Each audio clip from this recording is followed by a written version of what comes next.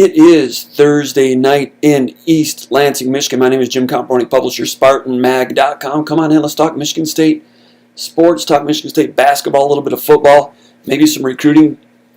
Throw some questions over there in the chat area. We will entertain those questions for sure as we move along. No phone calls tonight. Maybe we'll get back to that in the near future. But right now, a lot of stuff going on with Michigan State football. Big news today. Matt Ishbia, $32 million donation. We'll talk a little bit about that. Talk about Michigan State football, looking ahead to spring practice. Also, Michigan State basketball, what's going on with the Spartans. Tom Izzo press conference today, getting ready to play Nebraska on Saturday. And challenging time to be a Michigan State fan. It's not been the greatest year in a lot of ways.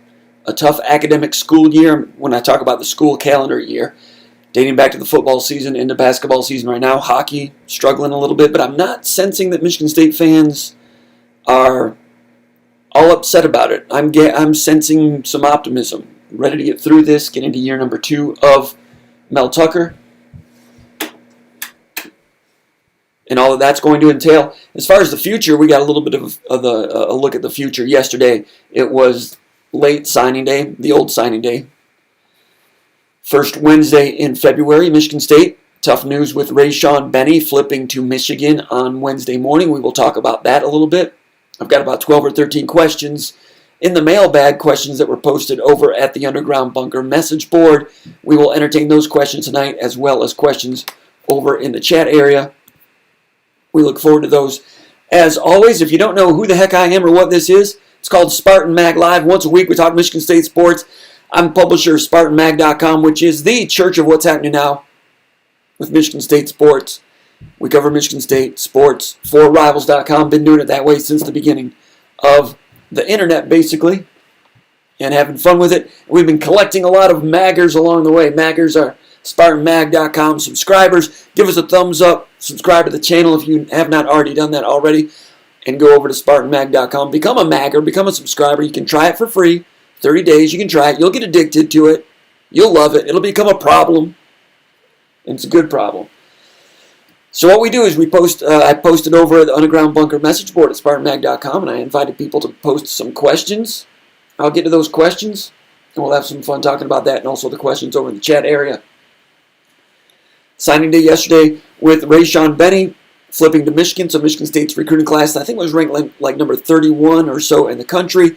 He flipped, went to Michigan, and Michigan State finished with a big commitment from wide receiver Keon Coleman, 6'3.5", 6'4". You've probably seen his video over at SpartanMag.com. I don't have that video here. Sometimes we play videos here. I do not have Keon Coleman's. And big time talent. Big time talent. Going to be some maintenance to go on there. A little bit of maintenance for him in terms of he's a big talent. Got to keep him happy. Mel Tucker plans to do that. You know, someone was asking me about Keon Coleman, like, he's just another guy, 3-star. Well, he's a 4-star talent. If he were in other states, he'd be a 4-star. I don't know what's going on in Louisiana, but they are pretty difficult, pretty tight with the number of stars they give out. Somebody told me they're trying to keep the stars down for various reasons there. Maybe so LSU can keep people away in various ways. I don't know. But this guy, talented wide receiver, and as I look at this recruiting class coming in, I don't know where he's going to. Wherever he ends up, Keon Coleman, if he stays at Michigan State for 4 years or whatever he does, just looking at talent, he might have the most NFL talent of anyone in that recruiting class. But it's going to take some maintenance. Rayshawn Benny, they lose him. That's a tough one. Good talent. I've been talking about him for a long time. Love his junior film. His junior film was outstanding. Some of the best junior film I've ever seen from a two-way lineman in the state of Michigan that had been committed to Michigan State. His senior film, he dealt with an injury sustained during a car accident. He was a passenger in a Lyft as in Uber. So he was late getting back to his senior season, finished the season, did a good job with Oak Park and so forth. The reason I'm talking about him is because I'm not going to back up from what I said about him in his junior film. His junior film was excellent. His senior film, not quite as good, understandably, because of the injury. It's my understanding he's going to make a full recovery in terms of getting his athleticism back. But going to Michigan, I'll just say it like this. If you're a hyped-up recruit, especially an in-state recruit, sometimes going to Michigan is not the best medicine for you. I mean, it's that program. Yeah, I've said it. And Michigan fans are certainly frustrated with what's going on over there. But they've got a diva problem there. They've got too many divas in that program coming in with all the rankings and so forth, and they leave and get drafted and so forth. But collectively, in terms of the team, that doesn't really exist there right now anymore, and they've got to get back to it, and they know it. But if you've got a diva, if you're one to read your press clippings, that's not the place to go. Right now, anyway. Maybe they'll get things squared away and come down and get more accountability in that program, get back to what they were 40 years ago. But we'll see how he does there. Anyway, with Coleman, though, they really liked Coleman, and they were holding the scholarship slot for him and no other wide receivers. They felt like they had a pretty good stack of receivers in the program. They didn't make wide receiver a priority unless it was a big-time talent. And Keon Coleman is a big-time talent, got him, and it helped move the rankings, I think, number 37 in the country. If he were a 4-star, they'd probably be number 32 in the country. And I think he's a 4-star, in my opinion, if you're worried about those things. You know what I think about recruiting rankings if you've been following Spartan Magazine, SpartanMag.com over the years. I don't see much of a difference between classes ranked between number 26 and 46. Those are all about the same depending on what you've done to address your needs. I've seen some Michigan State classes ranked number 35. I've seen some classes ranked number 30 and 42, and they don't look much different. The top 10 classes look different. Top 20 look different. Top 25 to an extent. Outside of the top 26, not much difference, and that's kind of where Michigan State is. And I've said over the years, you don't want to be outside of the top 45, top 46. You can do some good things, make a run at good bowl games, beat your rivals, and depending on what Ohio State's doing, maybe even win a Big Ten East if you've got recruiting classes ranked between 20 and 35. That's what D'Antonio did. From what I've seen, you're not going to compete for a national championship with those classes. Michigan State got in there, college football playoff, and of course you saw in 2015 against Alabama the difference there. Ohio State's there, Alabama's there, Clemson's there. Georgia has tried to get there. Texas A&M might be on the cusp, but nobody else. I mean, Notre Dame, not quite there. And a top 10 class, it is hugely significant if you're trying to chase a national championship, which is what Mel Tucker and these guys are doing. They want to stack up some talent and make a run at those big, big goals. And I know Michigan State fans, a lot of people are excited about that. I'm a little bit... I'm not one of those people on the front of that bandwagon saying, yeah, the national championship or bust. I'm not that guy. But I respect people that go after that. But that's what Tucker and these guys are doing. I mean, they want to go and compete at that level. We'll see what happens. But, Mel Tucker's first recruiting class, top 35, unable to get on the recruiting trail, boots on the ground, unable to have people visit. And this staff is really looking forward to having recruits come in. They feel like they've got a lot to sell, and they can really pitch the program and what they want to do, and they're eager to do it. Pretty good class this year, 2-5 record. If they start to win and can go out and recruit, I think they've got the potential to recruit at a top 25 level and then some. But anyway, big news today, Matt Ishbia donating 32 million American dollars. 32 million, that's a lot of iron. A lot of iron. Matt Ishbia, he can afford it, right? One of the 50 richest people in the world, something like that. I remember Matt Ishbia. I remember interviewing Matt Ishbia back when he was a walk-on. I remember that because he's one of the few basketball players I've ever interviewed that was my height. Eyeball to eyeball. Loved that guy, man. Everybody did. I will say this. Someone was asking me a long time ago, was it Gregory or Brian Gregory, Crean, one of those guys, asked me, what kind of player were you, Comparoni, back when you basketball? What kind of player were you? I was like, well, in my high school, I was Matt Ishbia. That was my description back in 01. So people knew what that meant. When the game was already decided, I went in. Not quite Matt Ishbia in terms of a businessman. Few people are, but anyway, Ishbia, he's a good one. I saw him about 2 or 3 years ago. He was back, and saw him in the hallway, and he waved. I waved at him, and I mean, he's the same old Matt Ishbia. I mean, I don't know about you guys. I don't know many billionaires. Maybe you guys do, but to me, he's just Matt Ishbia. And it's a beautiful thing. It's great. 32 million American dollars he's committed to donating. Athletic department.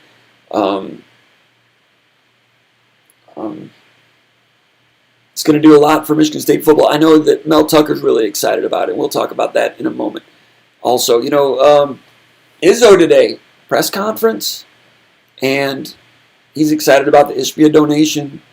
He's excited to be back and practicing. They had a day off yesterday, but the schedule eases up a little bit. They play Nebraska on Saturday. They've got a chance to win 2 or 3 in a row, maybe if they play like they did against Iowa. Start to shoot better. Don't turn it over. We will see whether they can avoid turnovers now that they're getting going. They better avoid turnovers. And if they do, that can build on a lot of good things. Now, they didn't turn it over against Iowa, and that's one of the reasons they were in that game.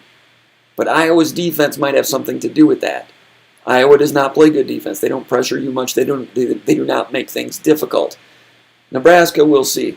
But can Michigan State get into an offense and run an offense against a good defense in the future? And if they can't do it without turnovers, that's a problem. And the shooting, it's not the best shooting team. We can see that. But, if you get Josh Langford, get him. He's back in now. He's taking the day off practice today, 2 straight days off. Get him into a rhythm. Maybe he can maybe he can get back to being a 40% three-point shooter. They need that. Aaron Henry, career high 4 3-pointers against Iowa the other day. He'd been a 20% three-point shooter. That made the team a lot different. If you get those guys shooting a little bit, and they will be better shooters if they get better quarterback play. And I've never seen a Michigan State team. They're starting to make some progress, but the truth is, they've started 3 games with 3 different point guards. That's never happened before. Started Lawyer against Iowa, started Rocket Watts against Ohio State, and they started Hogard against Rutgers. 3 games, 3 different point guards. That's where Izzo is searching. But this is my point. Izzo felt good about the progress against Iowa, and how they made progress for the Iowa game, I have no idea. And that's why I don't gamble. I don't bet, because that looked like a sure thing. No way Michigan State's staying within 40 points of Iowa. I know Iowa had lost 2 straight games, but Michigan State was playing one-day turnaround, Sunday, Tuesday, which in the Big Ten has kind of has made it so that teams never have to play one-game turnaround, other than the Big Ten tournament. And Michigan State one-day turnaround. Not only is it a one-day turnaround, it's a one-day turnaround on the road. And it's a road-to-road one-day turnaround. And not just a road-to-road one-day turnaround. It was a road-to-road-to-road. 3 straight road games. Michigan State traveled to Rutgers on Wednesday, stayed at New Jersey, kind of practiced in New Jersey the day after, went to Ohio State from there, and to Iowa City from there. 6 days on the road. That never happens in a Big Ten schedule. One-day turnaround never happens in a 3-day schedule, in a Big Ten schedule. 3 games in 6 days never happens in a Big Ten schedule. It's legislated out of existence and can't happen, except this year. And Michigan State had it happen to them. Might be the first team it's happened to during this, because the schedule's going to be different. Michigan State was slapped with that, fresh off of 20 days of COVID shutdown. So you've been off for 21 days, didn't practice for 2 weeks, coming back, now go on the road, 3 games, 6 days. And to Izzo's credit, he's not complained about it. Internally, he's probably really upset about it, but he's not complaining about it to us on the Zoom meetings. So they competed a little bit against Ohio State, but I'm like, they're going to hit a wall and just be garbage against Iowa. And they came out, you saw what happened. They were excellent against Iowa. And how in the heck they pulled that off, I'm not sure. Because they had one crappy practice at Iowa City, and then, boom, had to play. The other thing, when they played Ohio State, they did not, it was either Ohio State or Rutgers. One of those two they did not get a chance to practice at the arena the day before the game, which is something you always do in the Big Ten. You travel, you get there, you shoot around, and you have a practice in the visiting facility. It just kind of helps your situation. COVID, whatever, didn't happen. So all those things stacked against them, and I thought it was just going to go off the cliff against Iowa. Iowa needing to win after 2 straight losses, and Michigan State played well, and they were just more mindful on defense. Against Ohio State, there were some terrible flaws on defense. Just a team that just hadn't been drilled enough because they haven't practiced enough. I'll get to your questions in a minute, but I've said this a few times over at the Final Four message board at SpartanMag.com, and I'll say it again. Something Izzo doesn't talk about a whole lot also. Practice started, I think, October 15th. We're about 14 weeks into the basketball season. Maybe 15 now. But as of when this began with the loss at Rutgers, 67-37, the season was 14 weeks old. And of those 14 weeks, Tom Izzo presided over practice for only 5 of those weeks. And Tom Izzo is the secret sauce, right? I mean, he'll say that players play, coaches coach, players win, players play, tough players win. But the coach is the guy, one of the best ever at quality control and making sure that problems in practice do not make it to game day. He irons things out. He tightens the screws, gets things fixed, gets things accomplished. 5 weeks without that man with these guys. Now 2 weeks, he had his own COVID situation, right? And then the team was shut down for 20 days. So 5 weeks out of 14, he's not presiding over practice. And you see what happened on defense against Ohio State, Joey Hauser, Sissoko, some of these things. Mistakes, new players. Hauser's been around for 2 years, but he's still a new player. But in terms of like ball screen defense or showing to help on a screen, get back to your man, just nobody's showing in it, and someone gets an open jump shot. And Izzo wasn't yelling at anybody. Everybody noticed that too, right?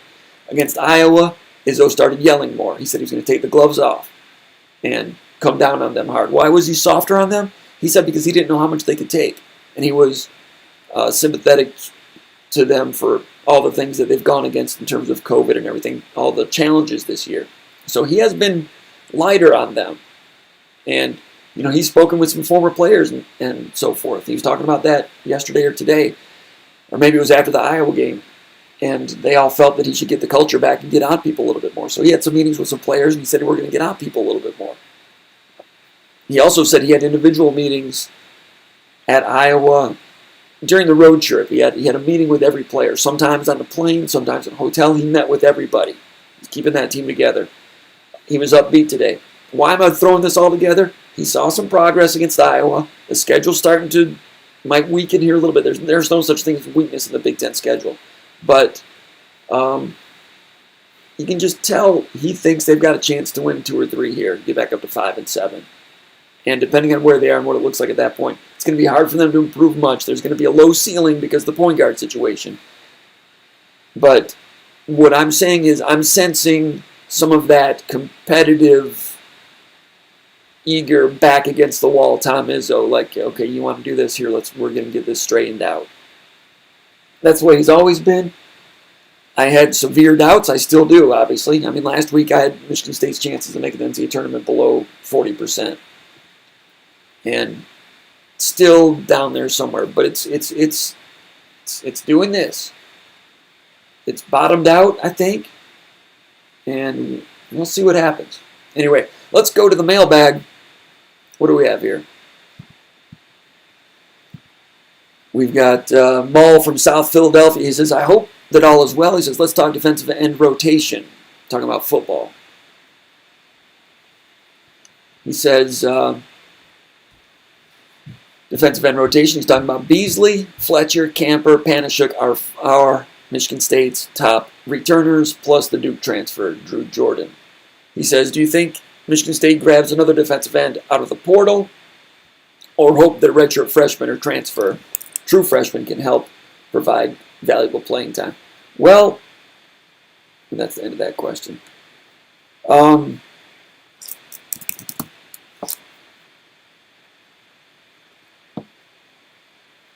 Where's my depth chart? I gotta find my depth chart here. Well, the guys you mentioned, I mean, Beasley, coming back as a senior, decent pass rusher. Jacob Panashuk didn't have as productive of a year as he was hoping. He was okay. Combined, if they take it up a notch, you might be able to get decent pass rush there, but not like, someone who's going to terrorize an opponent down in and down out when you're only rushing 4. In the portal, they got the Drew Jordan guy coming in from Duke. Mel Tucker talking about him yesterday. Likes his takeoff, likes some of the things he can do. I've looked at his film. He's done some good things. Has maybe 5 or 6 career sacks. I think he's weak against the run. He's going to have to stiffen up Jordan, the kid from Duke. You watch him against the run, he gets pushed off. Against double teams, it's not good. He needs to get the spring practice and work on that. Is he a huge difference maker? I don't know. I'm not sure he's better than Panashuk or Beasley, but he's another body. Maybe the coaches differ with me on that. Maybe they think that they can get more out of him than that. I'm not sure. But let's see here. I'm having trouble pulling up my depth chart. It's a very key component of today's program. There it is. So as far as defensive end goes, Fletcher, Fletcher's got that straight line speed. I'll be curious to see what he looks like in the green-white game. And there's going to be a green-white game, barring any problems. They'll have 14 practices, and the 15th practice will be the green-white game. And I'm doubting there'll be fans. Maybe things will be different by then. You're talking 9 weeks from now? I don't know. Things are pretty slow in the state of Michigan. I'm not sure. But if nothing else, I think it'll be on TV, Big Ten Network, and we'll get a chance to look at some of these players, see if Jacob Panashuk, what he looks like, see if Fletcher's a guy that's got a chance to make some progress. Drew Jordan, we'll see what he looks like. Camper's kind of flatlined a little bit. Jeff Pietrowski came in and played as a true freshman a little bit. Surprised me. And when you talk about teenage big athletes, sometimes those guys can make a big jump in athleticism and in other ways. So he's a guy that's around. Someone to keep an eye on is Avery Dunn. Avery Dunn made the travel team. Traveled to Michigan, traveled a few other places. I watched him during warm-ups. Little thin, but he's athletic. Linebacker in high school. And Avery Dunn, he puts time in Novak's strength and conditioning program.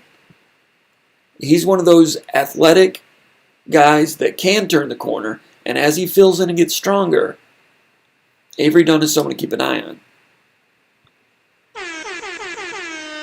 As for Big Don. Big Don with us.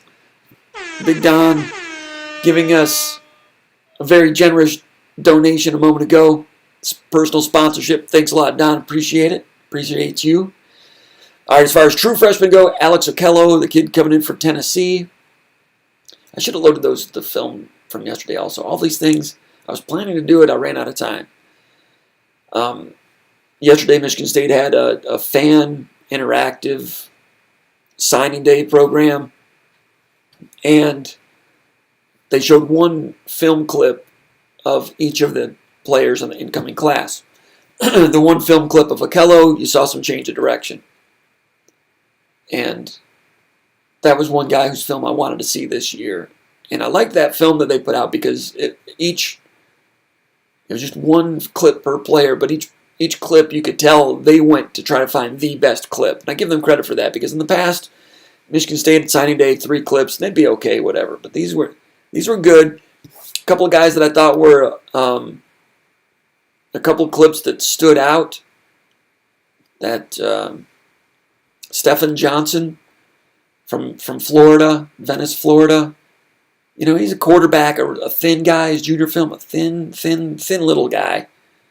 But there was one clip as a quarterback, keeps it, and running away from a defense. Talented defense down there. Little dude, accelerating. And when I saw that, I'm like, okay, now I can see what Harlan Barnett's talking about, taking that guy, turn him into a corner. It's a project. It's going to take a little bit, but that film was good. That little clip of Stephen Johnson, I was like, okay. Because that was one guy I wasn't quite sure about in a lot of ways. But I thought that was pretty good. I wish I could throw that film up there for you right now. But, all right, defensive end, who else you got there? You've got Beasley, Camper, Pietrowski. Zach Slade, we've not seen Zachary Slade. Redshirted and then didn't get on the field this year. I've not heard much about him. Liked him as a recruit, thought he had a chance. I'm not sure he's a guy that's going to be turning the corner as a pass rusher. I think he's more of a strong side guy. Do they bulk him up, move him inside? I'm not sure. Kyle King, the kid from Indiana, did not see him this year on the travel team. He's one guy that I thought could get into the playing group, but Pietrowski ended up doing what I thought Kyle King could do. Now, Kyle King is a guy that's got some hip flexibility, some turn the corner ability, but didn't see him yet on the field. So that's the defensive end picture. As far as defensive ends coming in, we mentioned Okello. Tyson Watson coming in from Canton. I think Canton. And he's kind of with his film, and I never got a chance to ask Ron Burton about it one-on-one or other coaches, but you don't really see him turning the hoop. You don't see him running and turning the corner. Maybe he can do it, but it's not demonstrated on the highlight films that I've seen. He's like a 5 technique and a 3-4, I think he played, and is more of a point of attack defensive end rather than an edge rushing 9 technique type of guy. I think he's got the type of frame he could add to it, become a Joel Heath and move inside, or stay there and be a strong side defensive end and kind of man the point of attack over there and provide a little bit of pass rush here and there, but not a guy that I would expect to be a serious pass rush threat type of player. Let's go to question number 2 from Delta Direct. Direct Delta Function is his name for parts unknown. He says, how about the running back situation? How's it going to pan out? He says, I'm worried we might end up like the school down the road where we are starting and playing 5 different guys at running back this season, and it will hurt development in the groove for any of the running backs.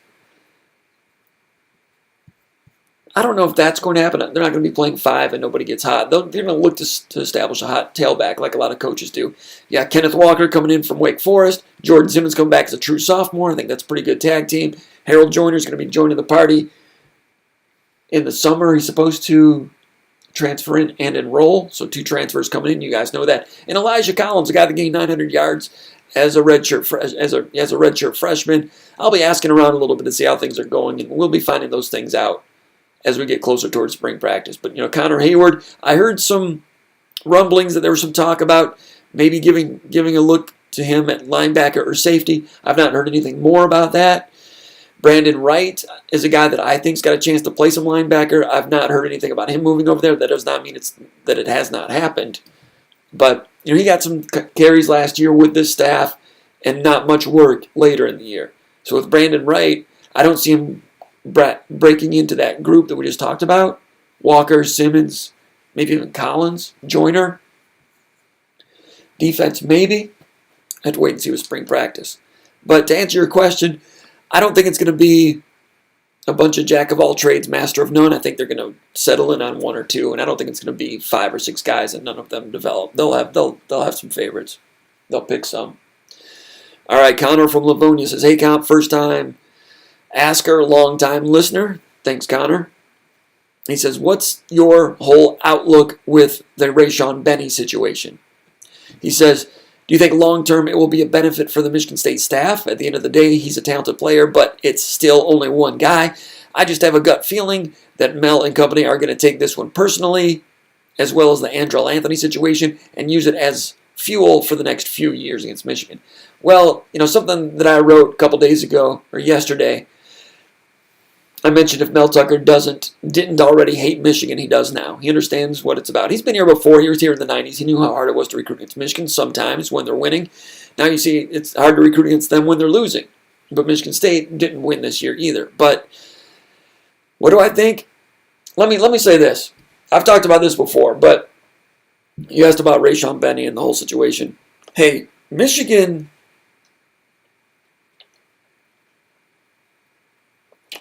Don't get it twisted like I just got it twisted. Michigan has a Michigan State complex. All right? And the only proof you need is Shea Patterson when he was a quarterback. He had a regular appearance on one of those radio shows in Detroit. Might have been the Mitch Albom show. And after they beat Michigan State 2 years ago, he said, and they beat Michigan State handily, and he said, yeah, we wanted to make that one sting a little bit. We wanted to make it sting a little bit. Okay, you say that about your rival, that's fine. They want to make it sting. And the year before, when they had the Red Rover situation over here with, what's his name, out there in the field, like, making, like, you know, digging up the field like a, I don't know, like what, but that was all, I mean, that was all planned and choreographed. That was, they wanted to go out there and get in Michigan State's way. They knew Michigan State was going to be joining arms and getting on the field and doing their thing. They wanted to get in there and interrupt it and cause a scene. And the players that were out there, there was that guy, Devin Bush, and the rest of them were Detroit area players, Michigan players, state of Michigan players that had selected Michigan over Michigan State. You know, it wasn't just random guys. It was out. And they had their photographer out there. That's fine. They can do whatever they want. That's all right. But they were trying to start something and turn it into a PR thing, which they did, and they won the little PR battle because it's a paper program, and they're big on image and all those things. So they wanted to make the next year. They wanted to make it sting. They were trying to get a blowout situation going there. They wanted to make it sting. So how'd they try to make it sting? They went on social media and they did a lot of taunting. And I talked about that before. I've never seen a team, a major sports team, major sports. What are the major sports? Baseball, NFL, NBA, NHL, college football, college basketball. Those are the 6 major sports in American sports. I've never seen any team in any of those sports, after a victory, get on social media and gloat and demean an opponent like Michigan did after the Michigan State game. We wanted to make it sting a little bit. It's fine, okay. That's good. They can do that. I think that helped fuel the fire this year for Michigan State to go back and beat them. And that's always going to go back and forth like that. And it's not over. It'll never be over, right? They wanted to make it sting. I think they choreographed the whole Red Rover incident, social media, all that stuff. Now, that mindset, that mentality, how does that bleed over into recruiting? Well, they made a decision to make a hard run at Andrell Anthony and went and got him. They had other wide receivers. They kind of were backing off on him, and Michigan State was going to get him. They went in and got him. Now, he grew up a Michigan fan. To their credit, he's good talent. They went in and they got him. When they were making that decision to go after him, was part of the reason they wanted to do it because he was an East Lansing kid? Did they want to make it sting? For his sake, you hope not. You hope that they wanted him for him, and they'll give him every opportunity to succeed. And I hope he has every opportunity to succeed. Or was it the complex? The Rayshawn Benny thing, good player, and you know, almost all is fair in love and war and recruiting.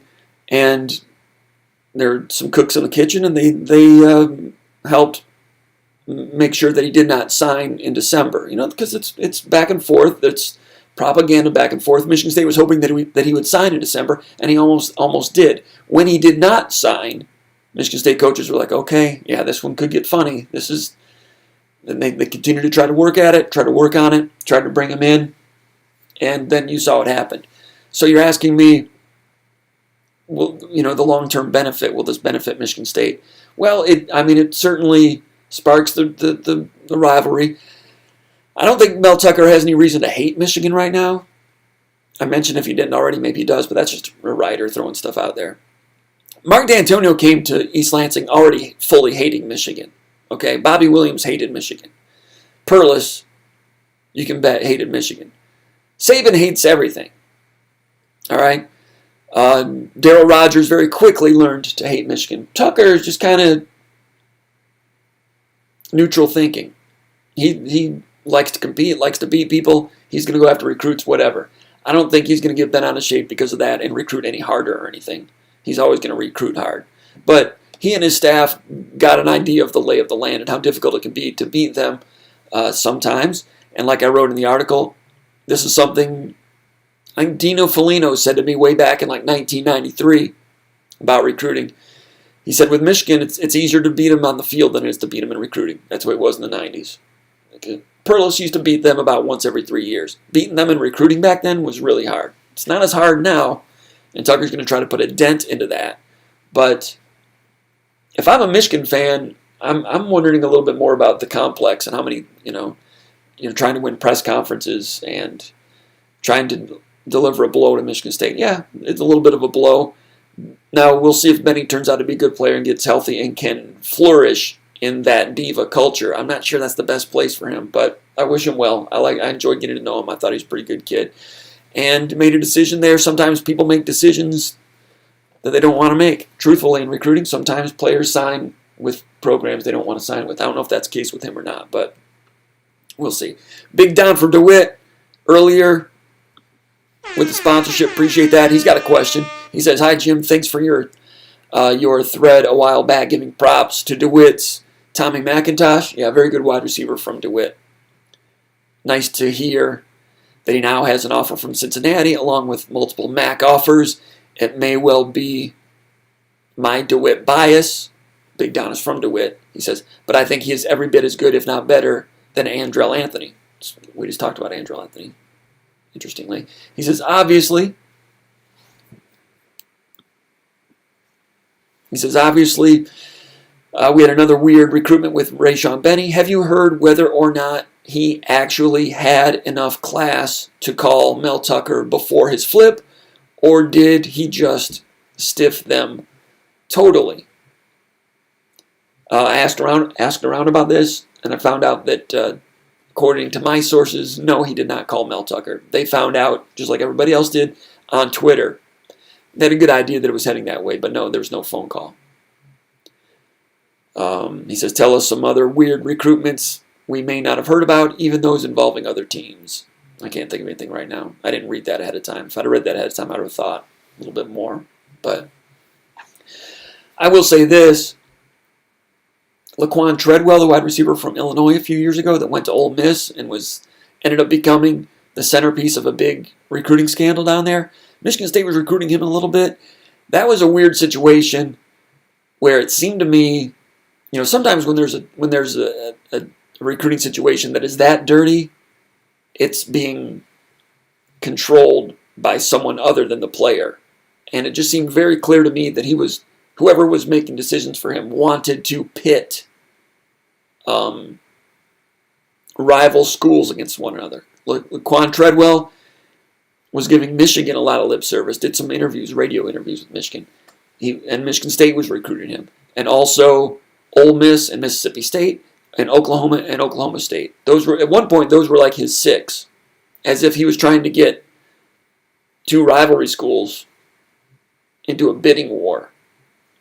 I don't think that's too crazy to say after what came to be known about that recruitment. Michigan State were out early. I don't know how much Mississippi State got into it, or Oklahoma State and Oklahoma, but that one was like, it seemed funny, and then that was just, that's the way that looked.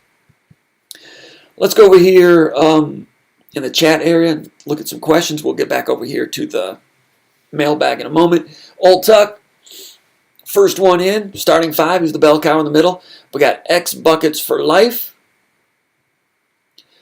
Dan Weslowski, John G, and Byzantine is Roman.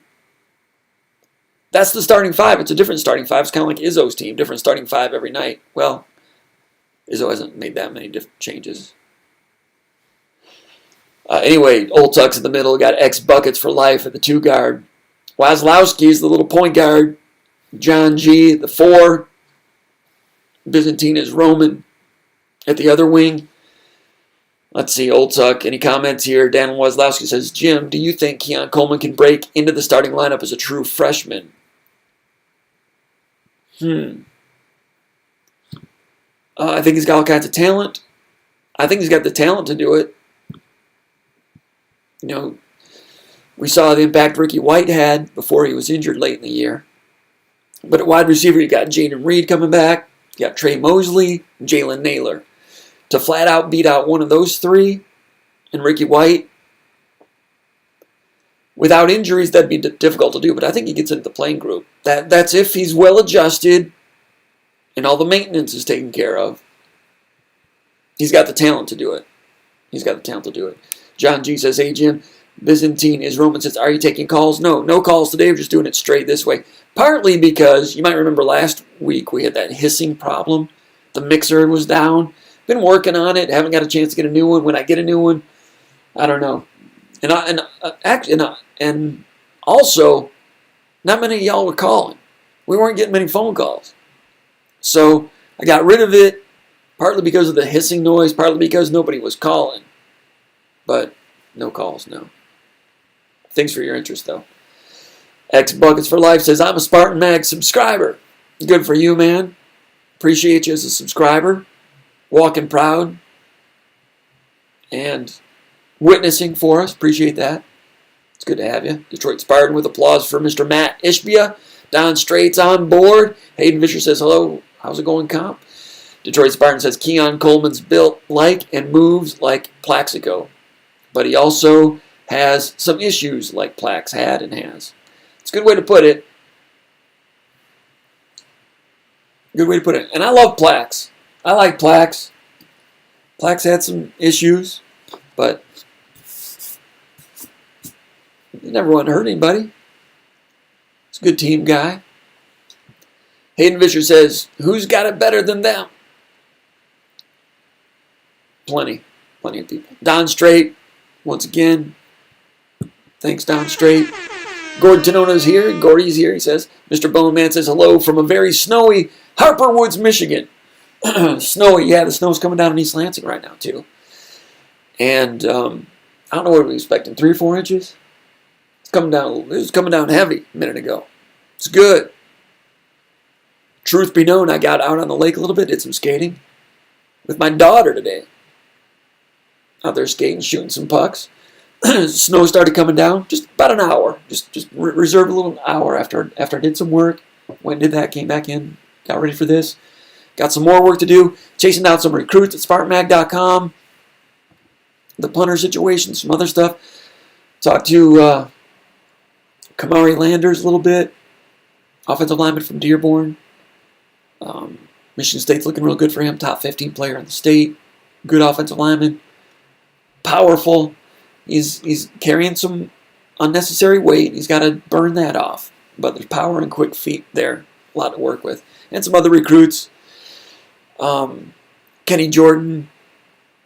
Jason Killip. Konadike. Doing a good job getting the recruiting coverage going. And recruiting is all the time now. And they're heavy into the 2022s. New offers going out all the time. And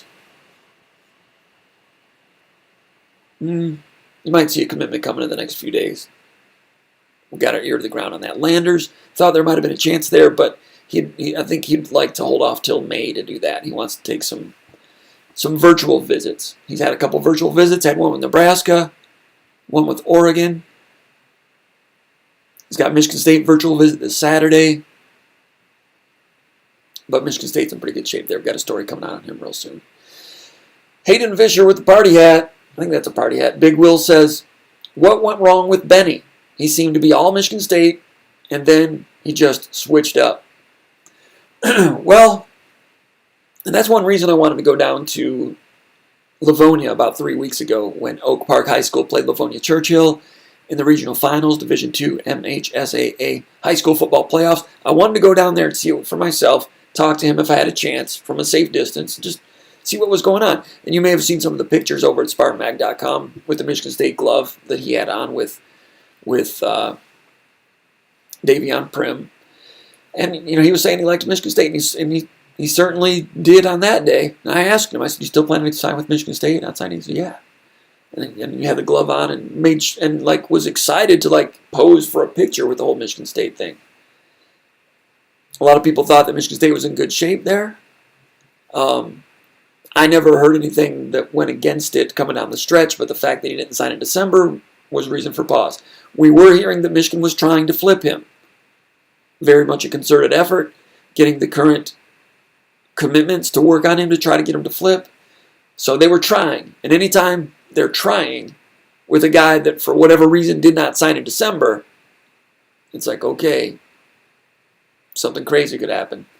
And then down the stretch it did happen, and he did not call Mel Tucker. And And then he started following those Michigan coaches in the last couple of weeks. That was kind of a tell also on Twitter. Now, some people might say, was it disingenuous that he kind of kept Michigan baiting them along, Michigan State along to the end? I don't know. Maybe he just didn't want to deal with it, and maybe he knew he was going to go to Michigan for like the last week, but he didn't want to take all the stuff down on Twitter and tell anybody because he didn't want to deal with it. I'm not sure. Those are tough decisions, and I liked him as a kid. It might have been a tough. I don't know. I'm always very. I'm not going to rip on players when they make a decision. It's their decision for whatever reasons. They make the best decisions for themselves and their families and everything. And sometimes kids make decisions and cry about it. So now, do I poke fun at the Michigan program a little bit and call some things into question there a little bit? Yeah, maybe. But the kid, I respect the kid. He's a teenager. I wish him the best. Michigan, they got some work to do, and they got a good defensive lineman there. We'll see if he can continue to come along. He can play some offensive line also. We'll see. We'll see. Mr. Bowman says, what happened with Rayshawn Benny from Oak Park? That was a shocker. I've been talking about it. I'm not going to talk about it anymore. Steve Smith 313 says, Comp. Jacob Terry says, Benny wanted to get verified on Instagram. Jacob Terry says, which he already has received less than 24 hours after committing. Wow. Jacob Terry. It's an angle I hadn't thought of. It's interesting. All right. Mr. Bowman says, sweet. Matt, I don't know what that means. Gordon Tenona says, what do we know about the quarterback from Sewanee, Georgia?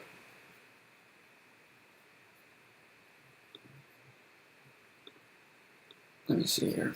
Go over my notes.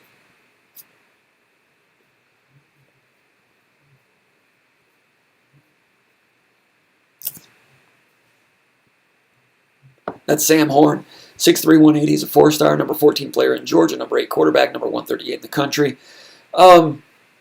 He had mentioned Michigan State among his top handful. That's going to be difficult because some big-timers are going after him. So I've got it on my notes here that I was going to try to reach him a little bit. He's got Michigan State in his top 10. That's going to be a difficult one to reel in, but for whatever reason, Michigan State has an audience with him. That's a top 200 quarterback. And I've not heard anything lately. I'll be looking into that. But good question on that one. Sam Horn is his name. Personally, I look at it and I'm like, getting that guy, I'll believe it when I see it. So I think Michigan State's in there, but until I see or hear differently in a big, loud, demonstrative way, I need to see it to believe it. I would not get my hopes up on that one. Now, that is some of my own bias against the program, having covered Michigan State recruiting for 30 years. There's a glass ceiling there for Michigan State recruiting. It's really hard to break through and go and get a top 200 quarterback from Georgia, unless you've got some in with that guy, family-wise, which there's not that case. So to go get a guy like that that'd be a new one. Now I know, now Lewerke ended up being a 4-star from Arizona. They've had some others, I guess. Lombardi was like a 3-star, but not to this level at all. So we'll look into that, and I'll see what his interest in Michigan State is, why it exists, who he's hearing from. I imagine Jay Johnson, what the appeal is, and I'll try to gauge how realistic it is. Right now, I'm not so sure. But that's my own bias, maybe my own hang-ups, you might say. And the current staff, they don't have any hang-ups. They want to just go get the best. If they can make a connection with him, we'll have to wait and see. With quarterback recruiting coming up this year, they've been in on some other ones. There's the Denegal kid from California. That one might be a little bit more realistic. He speaks... But he recently said, Jason Denegal, the guy from Apple Valley, California, he says he speaks weekly with UCLA, Oregon, Washington, Utah, and Stanford. He might be inclined to stay out west. Taven Jackson's an interesting one from Indiana. We'll be looking at that one. Steve Smith, 313, says, I'm glad he flipped. His heart was not with State. We need kids that are all in. James Willis says, hell yeah. Mr. Bowman says, Steve Smith, I agree with you. Steve Smith says, thanks, Mr. Bowman. It's nice that everybody's getting along here. That's good. It's a breath of fresh air. Jacob Terry says, Horn from Sewanee. Man, Jacob Terry's on it. Jacob Terry's on it. I'm impressed with Jacob Terry. He's the MVP so far of tonight's program. James Willis says, Garza is a really good center, though. That's true. And, Bingham finally got a start. Played 11 minutes and fouled out. He's given good effort, blocked a couple shots, and altered some shots, had an impact, but boom, fouled out. 12 minutes. So for all the people that thought that'd make a difference, and then like Izzo said, 5 weeks ago, people were thinking that he was playing too much. I don't know. But he gave good effort. Kithier looked a little better coming off the bench. I mentioned this on the message board, that Kithier led the team in plus-minus for that game. And I know plus-minus is not the end-all, be-all, but it's interesting. Kithier does a good job, ball screen. He shows on defense the things I was talking about that were so poor team defense against Ohio State. He was one, he's going to be there against ball screen defense or, pin downs, help, recover. You need that. Post defense might not be his strength. He's not the biggest guy. And that's what most people see is him getting posted up by Purdue or Rutgers and people scoring on him. They're scoring on a lot of people. But the team defense things with Kithier are good. He made a couple of baskets. 6 or 7 points. He kind of did some of those disappearing act things where he disappears from his guy, ends up under the rim. They feed him, and he gets a layup. He gets more of those than anybody I've ever seen. I know he's not the answer, but coming off the bench might be more of his type of game. But he had 4 fouls, played only 12 minutes. They're still searching. Steve Smith says, this staff will replace him. The old staff, I'd be worried. Who are you talking about? I don't know who you're talking about. Mr. Bowman says, what does Matt's company do? They're a mortgage company. Oh, someone's talking about Matt. I get it. Okay, Mr. Bowman says, sweet Matt. Gotcha. Let's go back to the mailbag. All right, well, let's get right to that. Mike from Mason says, can you share your overall thoughts on the Ishbia donation and what it means to Spartan football and the program? I think, $20 million going to football? Is always excited about the money that's going to be earmarked for like a developmental business like bridge program for student athletes. Like soon after, the way I'm hearing it is like soon after they've graduated, helping them launch their careers or maybe even while they're at Michigan State from an entrepreneurial standpoint. There's going to be money earmarked there to help boost some entrepreneurial pursuits, I think, from Michigan State athletes and former athletes. That's the way I heard it. But, Brian Musalam had a great quote about Matt Ishbia donating $32 million, and Ishbia didn't want anything named after him. That's amazing. That is kind of amazing. But he wanted things named after Tom Izzo. And that football building's going to be named after Izzo, and it's going to be Tom Izzo Court at Breslin Center here real soon. Maybe next year. I don't know. This year? I don't know. The football, let me see if I can. There it is. This is one of the artists. Let me just drag it over my face here. I got no problem with that. It's a lot better this way. This is, I don't think you can see my cursor, probably not. But this is a rendering of the plan over at the football building. Those are the 2 practice fields. Many of you have been over there. Shaw Lane is on our side of this photo here. The building to the right, as you look at it, is the current indoor field. And the new indoor field is to the left with those glass windows. And they're saying that, now this is not all, this is proposed. This has not been passed by the Board of Trustees or anything, but this is out there. So the indoor building is going to have a lot of natural light. You see those windows there. And that's something that the current indoor field does not have, that kind of lighting. And let's see. So, Michigan State's indoor building the indoor field was state of the art, was great back in 1985 when Perlis had it built, when Doug Weaver was athletic director. But some of the other indoor buildings around the country have gotten better. The one at Michigan is really good. This one's going to be great. And that whole building, that whole thing over there, it's going to be the Tom Izzo, whatever they're going to call it, Tom Izzo, whatever building. And the weight room is going to move over there. And there's going to be a new cafeteria over there for Michigan State athletes in all sports, which is interesting because Michigan State's making a big push into nutrition, and that's going to be in conjunction with those plans. So now the current indoor field will then be used by non-revenue sports for training and so forth.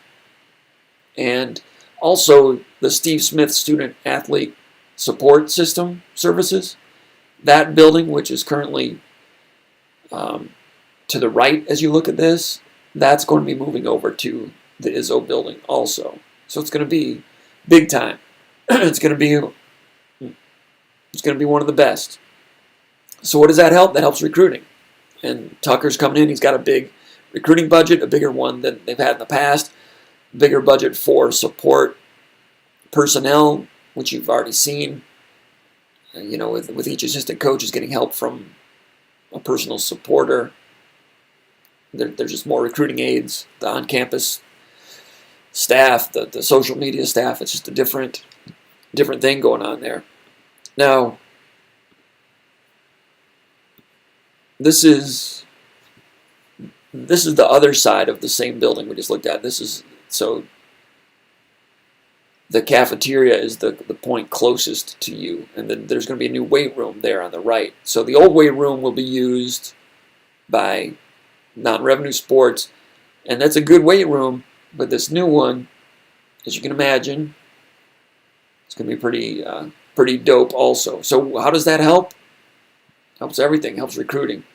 It helps recruiting, and it helps develop players too. So big deal there. What else is going on with that? Let me see. I had some other notes on that. The cafeteria is going to be interesting. The new indoor practice field. They're putting in a new part of this plan. I don't know if this is going to be part of it or not, but at some point there's going to be a new indoor track, which will be next to the current outdoor track. Michigan State's never really had much of an indoor track. They've been using Jenison for a long time, and that's outdated, of course. As far as Jenison, part of this plan also, I don't know if any of the Ishbia money goes into this, but Jenison is going to be renovated. I saw there's over at the Freep.com, DetroitFreePress.com, they've got a video of somebody giving a presentation of all these things. And they mentioned there was some talk of tearing down Jenison Fieldhouse. I'm glad they did not. I think that's a beautiful old building with a lot of history. I'm glad they didn't tear it down. They're going to gut it and renovate it, though, with a 3,000-seat arena for volleyball, wrestling, gymnastics, and then renovating the locker room area over there for those sports as well as baseball.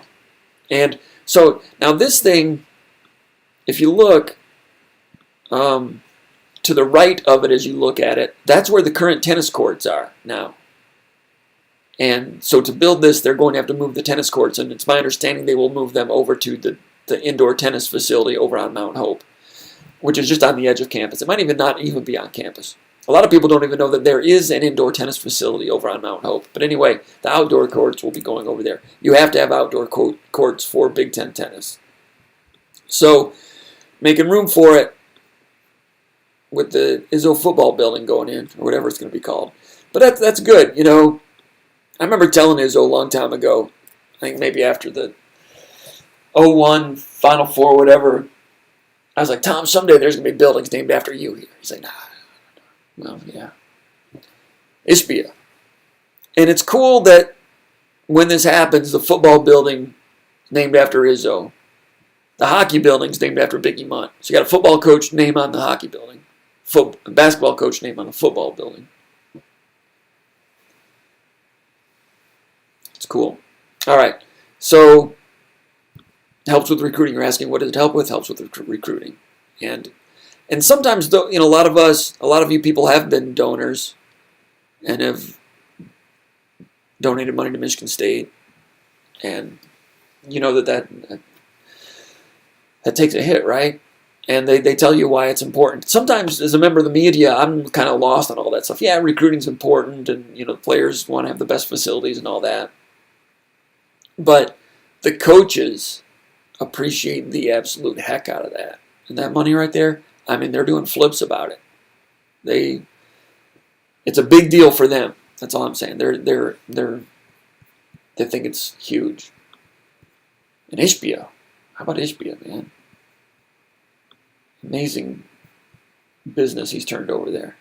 Question number 6 from a person named Mile High from Golden, Colorado. He says, Comp, thanks for all you do and your continued efforts to upgrade your product and bring us the latest news and insight. Hope everything is healthy and safe. Thank you. He says, seems that the football staff has mostly sorted out the offensive side of the ball in terms of the roster going into next season, with the exception of tight end. He says, seems like there is still some work to do on the defense, with defensive tackle, linebacker, corner, and safety still areas where depth and talent are needed. He says, do you think this is where the next 9 transfers may be focused? And are there any names out there that we need to know about? Well, when Michigan State hits the transfer portal, a lot of times, in a lot of schools, transfers, they don't do much press in terms of letting people know what schools they're looking at, and schools don't want it out there who they're looking at because they don't want other people coming and stealing the transfers they've got an eye on. I think it's going to continue to be a combination of things. Michigan State got the guy Kendall Brooks out of North Greenville University, small school in South Carolina, and they got Harold Joyner out of Auburn. You're going to see combinations of all kinds of things. Looking at players from mid-majors, like the guy from Arkansas State, Jarrett Horst, and also, some of those guys that have kind of been left out a little bit at major programs like Auburn and some heavyweight programs. I think there's a sweet spot in all those points in between. So, but in terms of names, it's going to be difficult. It's going to be different than recruiting because these kind of came out of nowhere. Some of these guys that committed as transfers in the last 3-4 months, and I think that'll continue to be the case. As Mel Tucker says, they've got room for 9 more initials, and they'll be adding some at all times between now all the way into July and August. So, positions, I got to believe, tight end, which I thought they were going to go after a little bit last year. They've got Horst already. You're thinking offensive line. I'm not sure about offensive line. I think defensive end, they have Drew Jordan, who was asked earlier in this podcast. They are interested in, I don't know if they're looking for defensive ends, but if they find the right one, they don't care who they already have. They'll go get him if they can get a good one. Was it 2 years ago when Michael Dana was in the portal from Central Michigan, went to Michigan, came off the bench, was not a starter, had a somewhat productive year, got drafted. You get someone like that, like the top defensive end pass rusher in the MAC, that's the type of guy that could help. They need that. Linebackers, they need linebackers. Of course, they lost Antoine Simmons, lost Jess Lord Boateng. So, got Noah Harvey back, Chase Klein back, Cal Halliday, Josiah Robinson. Robinson might have dressed and traveled maybe once. And then coming in, Mahad Nateote, Carson Castile coming in from Alabama. So Nateote and Castile. Nateote, I think he's talking about wanting to add a little bit more mass. At least I think one of his coaches said that. But I think the clip that we saw yesterday of him, he looked pretty quick. But other clips I've seen of him, I'm like, man, you might need to improve that speed a little bit. I don't know. But, linebacker, I think that they're going to be in the market for a linebacker today, tomorrow, all the way till August. And, safeties, they've already got the Kendall Brooks. And then there's Spencer Roland, who came in as a walk-on from Wheaton College. He was kind of a dark horse. Division III All-American from Greenville, Michigan. We were looking at his film last night, talked about it on the Underground Bunker message board. And the guy looks kind of quick. The guy looks like he's got something. I'm not going to count him out, but I think safety, because you're losing, you have Xavier Henderson back. I'm hearing that Trey Person is not going to be back. So that's a scoop for you. So Trey Person, you have Kendall Brooks coming in, Michael Dowell still around, Emmanuel Flowers around, Darius Snow, Cole DeMarzo. I think A.J. Kirk is a guy coming in, physical guy, could play early, but I'm not expecting Trey Person to be around. Just like I said a couple weeks ago, I was not expecting Dominic Long to be around, and that turned out to be the case. I'm still wondering about Tate Haleck. Not sure about that. I've heard some conflicting things about that. So, Ty Haleck, if you're watching, give me an email. Let me know. I texted him a little bit. Wasn't real sure. Didn't want to pry too much. I know I'm a reporter. I'm supposed to be nosy. And with a nasal structure like this, I should be nosy. But sometimes I'm not the most naturally nosy person. I try to, even though I'm a reporter, sometimes I give people their space. But you're asking, defensive tackle? I don't know about defensive tackle. Let's see. Defensive tackle, you got Jalen Hunt, Deshaun Mallory, Jacob Slade. Those three are proven. I think they're all getting better. Maverick Hansen. Hansen played a lot. Was it the Penn State game? The last game of the year. Was it Ohio State? Played a little bit more. And he got pushed off the ball a couple times. He'd gone in goal line situations earlier in the year. Mop-up situations. Went in. Plays hard. Did some okay things. But the one time this year when he had a chance to go into a game, in a real game situation against a real opponent, he got pushed off the line a little bit. He's got to improve upon that.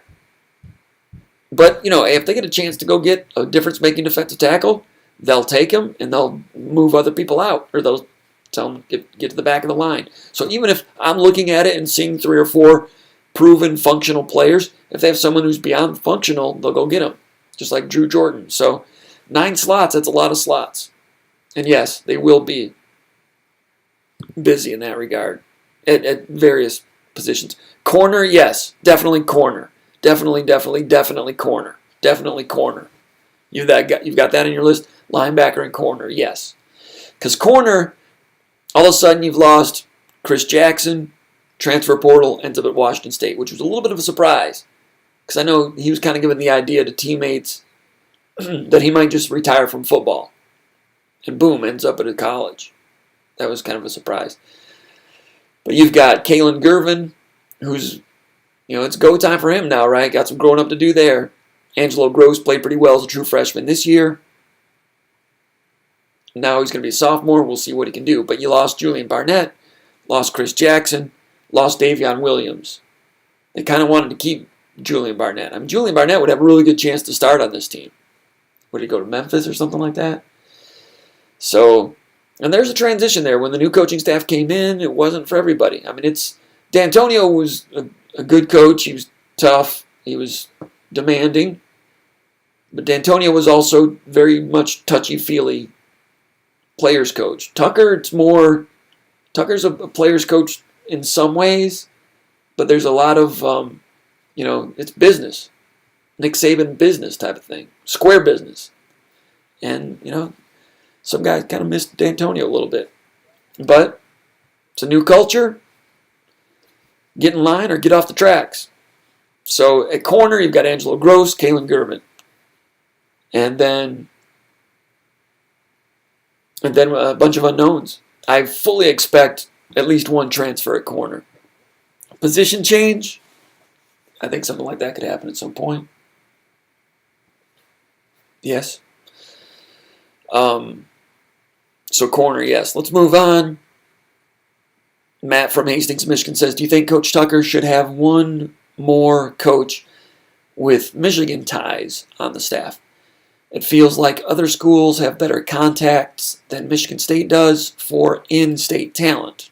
Parentheses, Kentucky, Penn State. He says, I do think the in-state guys Michigan State is after so far. I do like the in-state guys Michigan State is after so far, but feel another coach to recruit Detroit might be a smart move. That's from Matt from Hastings. Yeah, Penn State's done a good job. Southeast Michigan last year, they certainly did. Michigan State with a commitment last week from Terrell Henry from the Detroit area. Had an offer from Penn State. So, Roseville, I think. So, Michigan State overcoming that Penn State offer to get him. Had an offer from Michigan also. Point well taken, though. And you're probably reacting a little bit to Rayshawn Benny the loss there, with Ronald Bellamy having an impact on that one.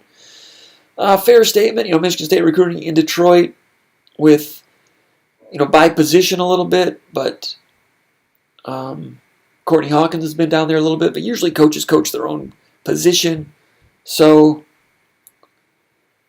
whereas, Penn State, they're recruiting Detroit with one guy, Tim Banks. Kentucky recruits the Detroit area with Clinkscales, who is a native of Youngstown, Ohio. He's not a Michigan native. But, interesting point, I think Michigan State is expecting to do better in state in the Southeast Michigan this year. I think they want to do better. I don't think they feel like the world depends on it. But if you're a Michigan State fan living in the state of Michigan, you certainly like to see Michigan State do well in your own backyard for various reasons. Helps fortify the roster, of course, and also gives you some bragging rights at the water cooler or watering hole, wherever you are. Do people still go to watering holes? Not anymore, right? Not now. Bill from Byron Centers says, there's a new punter in the portal from UCLA. He appears to have pretty good numbers. And I'm wondering if you are hearing anything regarding Tucker and staff interest.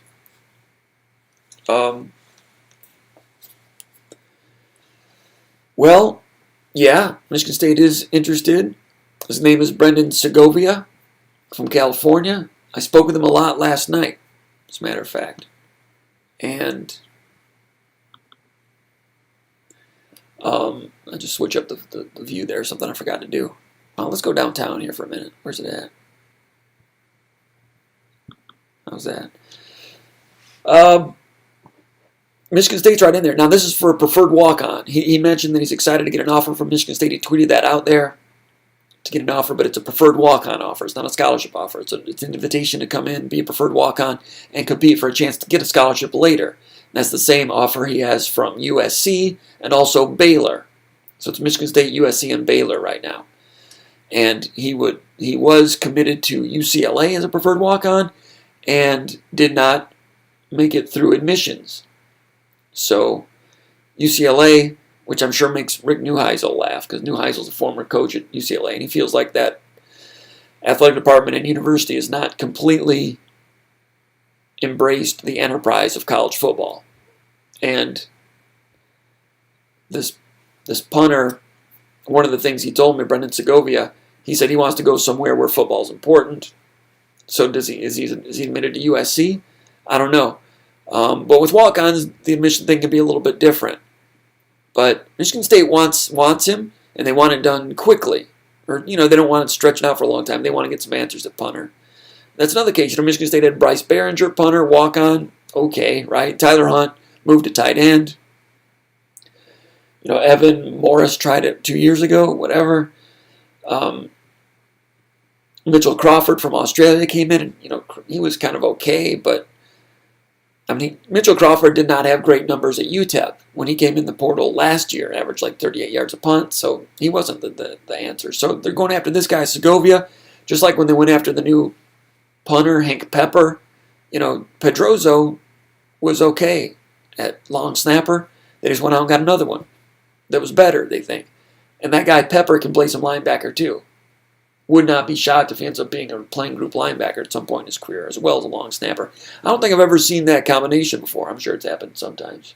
Especially back in the 70s. Long snappers were position players frequently back then. Now they're more specialists. But Michigan State's very much interested. He's interested in Michigan State. He's fired up about it. And he's just trying to figure it out. So Michigan State, USC, and Baylor for that one. A couple more here from the mailbag, and then we'll go back over to the chat area and wrap it up. Matt from Grand Rapids says, as Michigan State sits right now, is Michigan State a bowl team in 2021? If not, what should be Mel Tucker's biggest target in the transfer portal? Everybody likes to talk. Everybody's talking portal. Everybody loves the transfer portal. Transfer portal's fun, isn't it? Biggest target, corner. I'm thinking tight end maybe. It's good to have Matt Dotson back, but I've been thinking tight end for a while. Didn't happen last year. Linebacker, I think corner and linebacker. But there's 9 slots. So, I mean, they're planning to use them. And then, it's not a complete overhaul of the roster, but the changes. I mean, on defense, who's gone? Just Lord Boateng, who, with the previous staff, it would have been his turn right now to compete for a starting job at linebacker. Dominique Long, gone. Chris Jackson. Of course, Marcel Lewis. Luke Fulton got into trouble, left. Kentucky now. Antoine Simmons, of course, went pro. Trayvon Morgan was a surprise. Rocky Lombardi, of course. Devontae Dobbs. Mustafa Khalifa. Anthony Williams. Jordan Reed. Julian Barnett. Davion Williams. That's a lot. Let me type those in. That's 3. That's like 17 guys. That's the way they're doing it. D'Antonio did not do it that way. And I don't want to compare everything to D'Antonio, but D'Antonio did not have the portal when he began. I mean, these guys, but I mean, at corner, Barnett, Davion Williams gone, Chris Jackson gone. You got 3 guys gone, and you'll have, I'm assuming, transfer portal coming in. I mean, really, they wanted Barnett to stay, whatever. I'm not sure what happened. But people are excited about the portal because the unknown is undefeated. But really, is that going to be better than what you lost? What you lost, you had one guy that was functional and some guys that were kind of talented that had some upside. So now you're going to go into the portal. I don't think that's ideal. I mean, it's exciting to wonder about who the new guys are coming in. But is that all a net positive right now? I'm not sure. But they're planning to be aggressive in the portal for the rest of the year and in years to come. So, and whoever makes the best use of the portal, whether it be efficiency or intelligence, whatever it is, whoever is the best at the portal, it's going to have an impact in balance of power in various conferences. Michigan State trying to make that happen right now. R. Kruger from Parts Unknown says, what positions do you see portal players taking up in the next group? Do you see them concentrating on one-year players or those with multiple years to play, more toward mid-level players or lower, or with high potential? I just talked about that enough. I think I covered it. I'm not really sure, but this guy says, my guess is 1 offensive lineman, 1 tight end, 1 defensive end, 1 defensive tackle, 2 linebackers, 2 defensive backs, and a punter. Sounds right. That's 9 people. Punter, I'm not sure what's in the portal at punter. Last year, Michigan State wanted a punter, and they got the guy from UTEP. Did his best, but wasn't a game changer, right? One more offensive lineman, you're thinking? I've not heard that, but I suppose that's possible. I agree with you about tight end. Defensive end, yeah, they're going to be looking if they can find one. But there's not a lot of great defensive ends roaming the planet. Not a lot of them on planet Earth. So there's 10,000 players in the portal. You know, not to be derogatory, but there's a lot of garbage in the portal too. You know, you guys understand that, right? Defensive tackle, maybe if they find the right guy. Linebackers, defensive backs, yes and yes. Question number 11, PG from DC says, what is the likelihood that Foster Lawyer is politely asked to move along after the season? And would Coach Izzo consider a grad transfer point guard for next year? I kind of thought that might have been a chance this past offseason. It did not happen. They like Foster. I think they talked to him about what the realistic situation would be for him this year. But he's worked hard, and you saw he started the last game. He loves the program. He became a captain. I don't know. That'd be difficult, wouldn't it, to ask a captain to leave? Last year they were interested in some point guards. Carlik Jones is the guy that they went after a little bit. Signed with Louisville. He's averaging like 16 points a game now the last time I looked at Louisville. He would have made a difference here this year, right? Chances? I hate to speculate on something like that. But this is a talk show. We're supposed to speculate, right? I suppose there's a chance.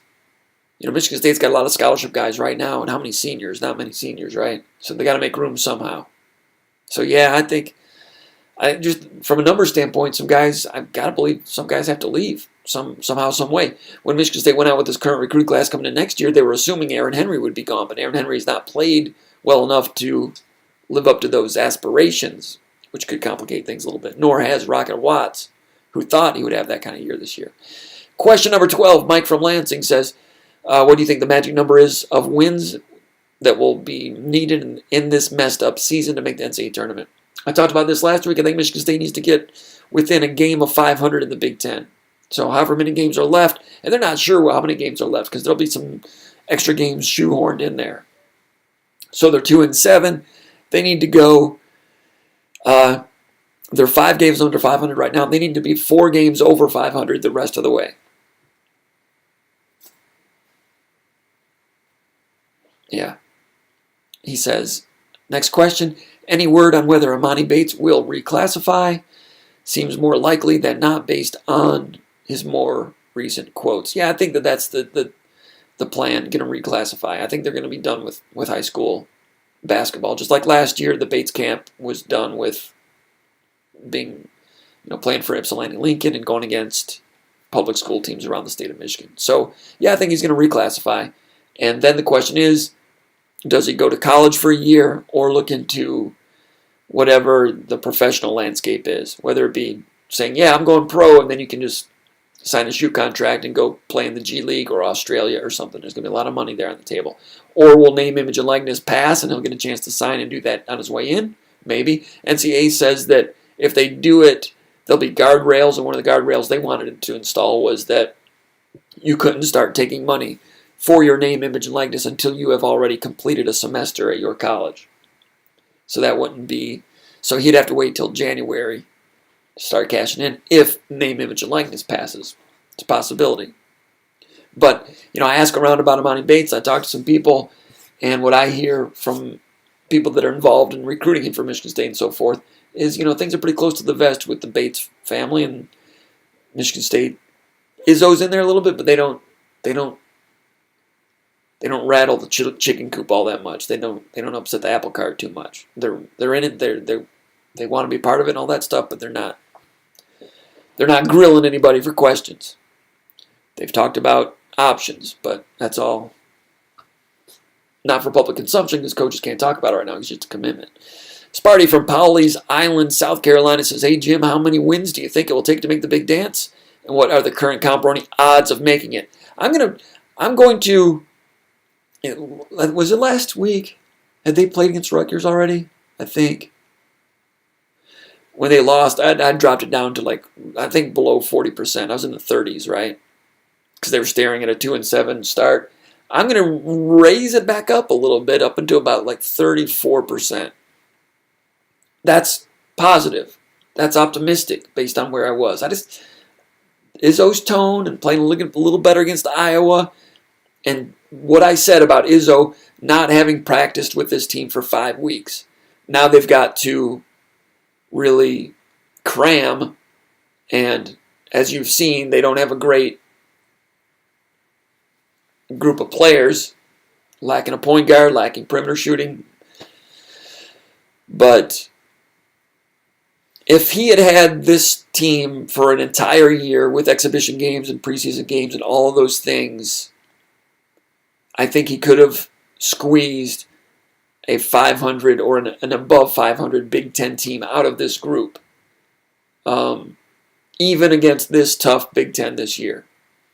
I think he would have done it, even with the point guard problems. If he had had a whole season of games and practices to do his thing, I think they would have gotten it done.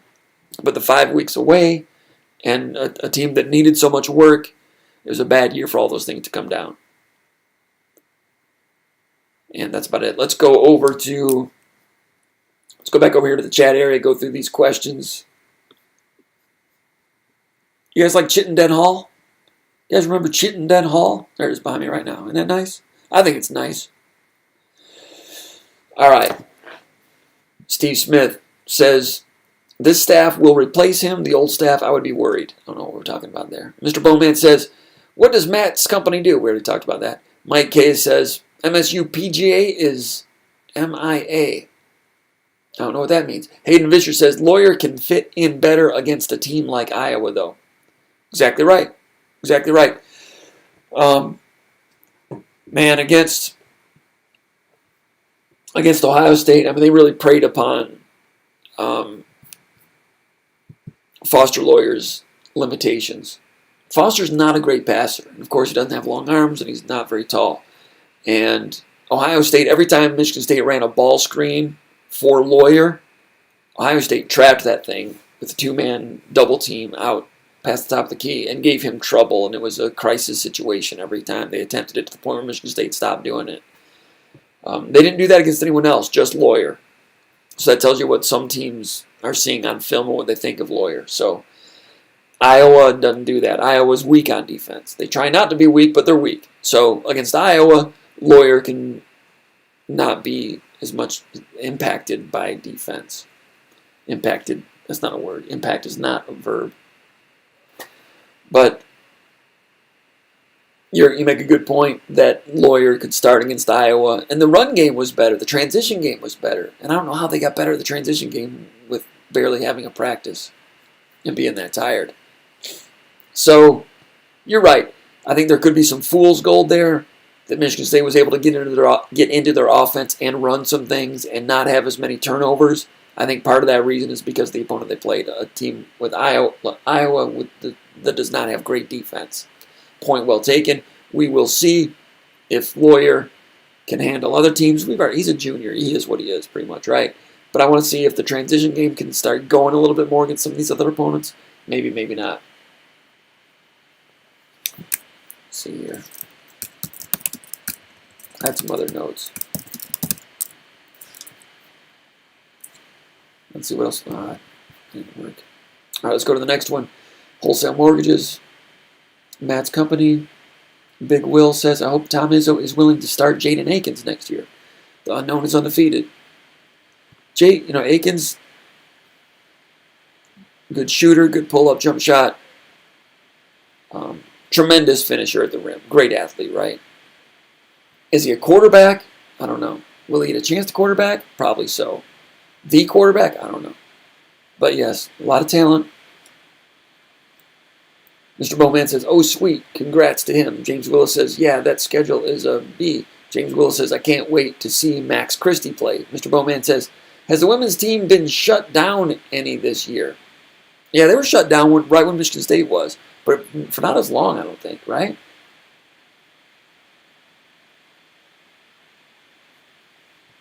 I should know that, and I don't. I'm pretty sure they were shut down. Mr. Bowman says, I had them at 20% making the tournament. Yeah, you might be right. I might be. I've been like pessimistic toward Michigan State basketball at various points in the last two seasons. Pessimistic this year, too, in a lot of ways. And going into that Rutgers game, coming back from COVID, that letdown, I put something over on the message board, and I was like, this is a bad situation, people. I was feeling like, man, this is a big game. They need to win, and it's don't know what we're going to see, and this is not a good situation. And you saw what happened, 67-37. And then Ohio State, man, there were some screws loose on defense. I was like, man, this is not happening. Ever. Then against Iowa, they had more of their screws tightened up.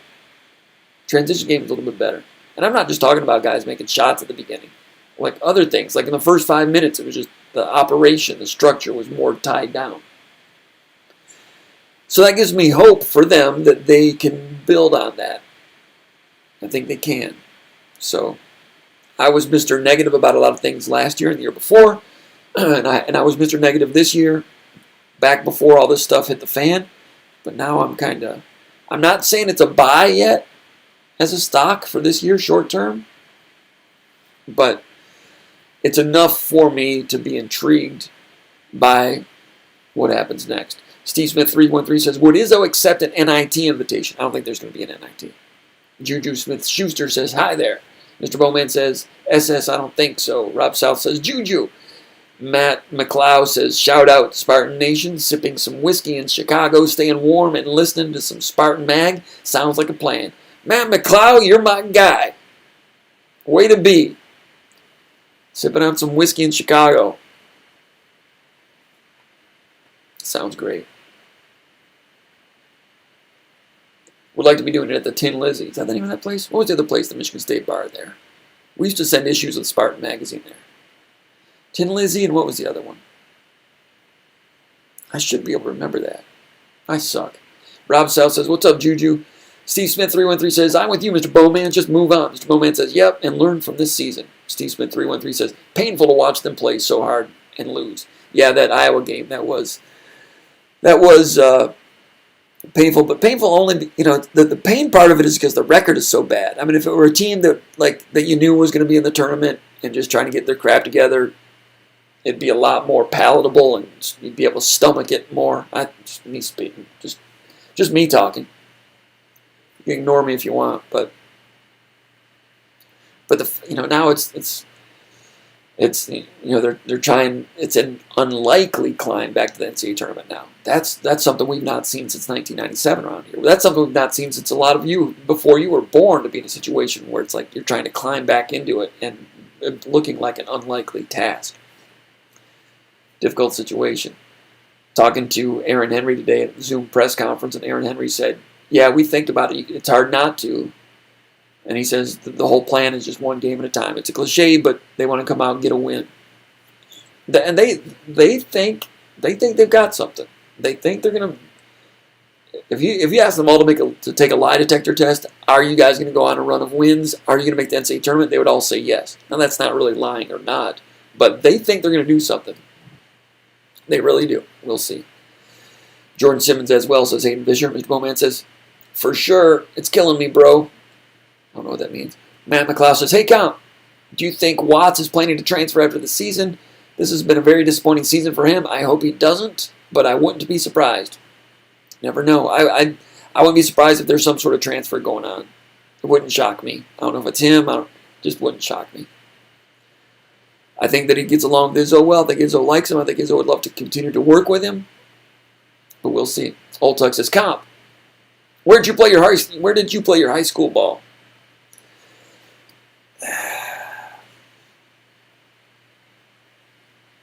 I'm not going to divulge that. Mr. Bowman. Bush. I don't know what that means. I mean, I know what it means, but I don't know what you mean. Angelo Gross, a Harold Joyner enthusiast, says, "Very late." Detroit Spartan says, "Comes from Holly." He outed me. Holly Bronchos. Holly High, do or die. That's right. I loved Holly, I did.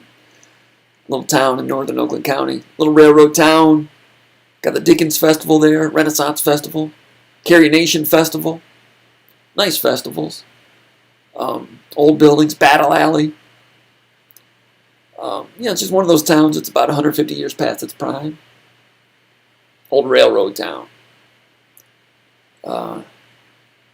Liked it, man. Northern Oakland County, small town values, but we're in the Detroit area. So, I mean, we got Detroit radio stations, Detroit television stations, Hockey Night in Canada, WRIF, big time wrestling, all that stuff. So it was Detroit area, but you're in the farms. We'd get on the bus and drive to Davisburg Elementary. You go past 3 or 4 dairy farms. Went to school, farmers. So it was an interesting mixture. And then Holly, and then north of Holly, it's more of a Flint thing. So, because Holly, if you've been up I-75, there's like 3 Holly exits because it goes around it. But some kids you go to school with, they would like get Channel 5 out of Flint, and they're like, Hockey Night in Canada, what's that? And I was more toward White Lake, so we would get the Detroit stations. This is Rabbit Ears days when you got television over the Rabbit Ears. And we'd get Channel 50 out of Detroit and Channel 9 out of Windsor. But you couldn't get Channel 9 out of Windsor with, kids I went to school with could not get the same TV stations I could. And we're talking Rabbit Ears. So we were, it was suburban Detroit, but like the very north limits of, it wasn't suburban. It wasn't a suburb. It was a small town. And it was great. Great people. Loved it. Loved it. Battle Alley, yeah. There you go. Mr. Bowman says, "Make it sting, huh? That is why I hate them so bad." Make it sting, yeah. Shane Patterson. Hayden Fisher. Choreographed. They had photographers out there taking pictures of it all. Yeah, that was planned. There was a sting operation. They wanted to make a stink and then portray themselves as being the good guys that had been wronged by Michigan State. And that's what they did, and that's what they got. But I think it was bad for college football. And I lost a lot of respect for Jim Harbaugh on that. And that's why I continue to give him grief. And no matter what, I just won't finish that sentence. But a day could come when A lot of people feel sorry for him, but I won't. Mr. Bowman says, they used Anthony and Benny. They will never see the field. That's what I'm wondering. But they got they won the Newsday. They won. They got a check mark in paper. It's good. But I mean, again, Rayshon Benny, I wish him the best. I enjoyed being around him, but I'm just not sure that's the best program for him. And I'm not saying Michigan State is. I'm just saying I'm not sure that one is, because I'm not sure they're going to give him what he, it's just, they got some big heads in that place, and what you need and there's a lot of recruits out there with big heads, and when they come to your program, you need to shrink their heads. Talk about de-recruiting people. You go to a place like Alabama, they'll de-recruit you in a hurry. You go to Michigan, they just keep patting you on the back, telling you how great you are. Some of these guys don't need to hear that. Big Will says, I think Tucker should focus on recruiting Ohio and down south. It's an uphill battle to recruit in Michigan. D'Antonio had a lot of success with players in Ohio. It's a good point, and I've got my ear to the ground about what's going on in Ohio. It seems like more should be going on there. There's got to be something going on there. Down south, there's certainly Michigan State's recruiting Georgia harder than they've ever before. So Tennessee, they've been busy in Tennessee also. They just go where players are. They don't care. I mean, Louisiana, they finally got one in Keon Coleman. Corday Hankton's got some networks down there. So if Coleman does well here, there might be more coming out of Louisiana. So just a smattering. You're signing 20, 25 a year, so it doesn't take long to fill up a class if you're getting 2 from this state, 2 from that state. Sooner or later, you run out of states and slots, right? But Michigan, they're going to continue to go in the Detroit area, because Detroit area, a lot of the higher-ranked players in Detroit, a lot of them don't pan out. But Detroit, still, last time I looked, Detroit ranks like number 7 in the country, maybe number 6 in terms of a city proper, in terms of producing NFL players, like current NFL roster players. Detroit's like 6th. It's up there. But it's strange. A lot of those guys went to Bowling Green. There'll be that guy that makes it to the NFL. There's others too. So, I mean, there's players coming out of there. You want to stay current in there so that, so that when players do rise up, you've got a shot at them. And some of those guys now, they're going to Belleville and some of the other places. So I think that Michigan State is going to do better down there, and I think they need to do better. But I would not. It sounds like you're discouraged about recruiting down there, about what happened with Rayshon Benny. I just think that could end up being like, Harbaugh's last stand. He's got to win this year, because he barely made it out of last year. And I'm not sure he would have made it out of last year if they hadn't ducked out of the Iowa and the Michigan games. But I think Tucker, they'll get some things done in Southeast Michigan. I'm not saying they're going to take it over. It could, if some things change, like this time next year, if Tucker starts to win. But then, if Harbaugh doesn't do well and gets fired, then the next guy they hire, of course, is going to be the greatest thing since Captain Crunch. So I've heard some Michigan State people say that the best thing is if Harbaugh just keeps going 8-4, 9-3, and he doesn't get fired. Michigan State's got to win on their own, but that's part of it. Steve Smith 313 says, Big Will, great point, but who knows? Maybe a Michigan kid wants to be green from a family connection. You know what I'm going to do right now? I'm going to send out a tweet. Hope you guys don't matter. Hope you guys don't mind. I'm not sure. I don't know if I can do it or not. Let me see. So I forgot to invite the outsiders. But Steve Smith 313 says, the glitter got in Benny's eyes. He will have more buyer's remorse. Possibility. Let's see what we got here. Sorry about the dead air. Mr. Bowman says, wow, no class to not be calling the coach and say I'm not coming. That's not good at all. I hear you on that. I didn't hear about the reaction, but it probably wasn't all that great. I'm going to type right here. I'm live right now via SpartanMag Live. Find this here. Colon. Paste. Tweet. There it is. Did it work? Kinda. Not really. What I needed was... I'll just leave it. Alright, a few more here, we'll be done. Should be more people come in. I just forgot. I told some people I let them know, but I didn't.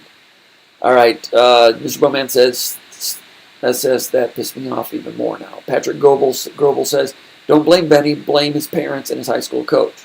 Angelo Gross Enthusiast says, I think Benny might have a bad supporting cast. Steve Smith 313 says, probably parents pressured him. All right.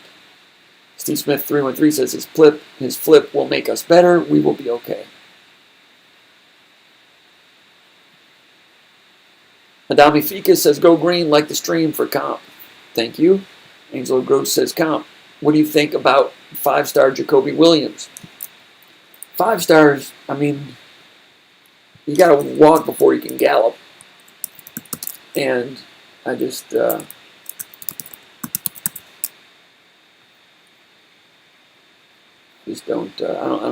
there's only about a handful of 5-star, there's like 35 stars per year. I don't know. I mean, Michigan State, I give Mel Tucker credit for going in there and trying to, trade haymakers with some of the best. I'll believe it when I see it. I mean, that guy, he's a defensive back from Louisiana. I don't know. If they do, I'll believe it when I see it. You're a big stargazer, though. I appreciate you because you got your eyes on these big-time recruits.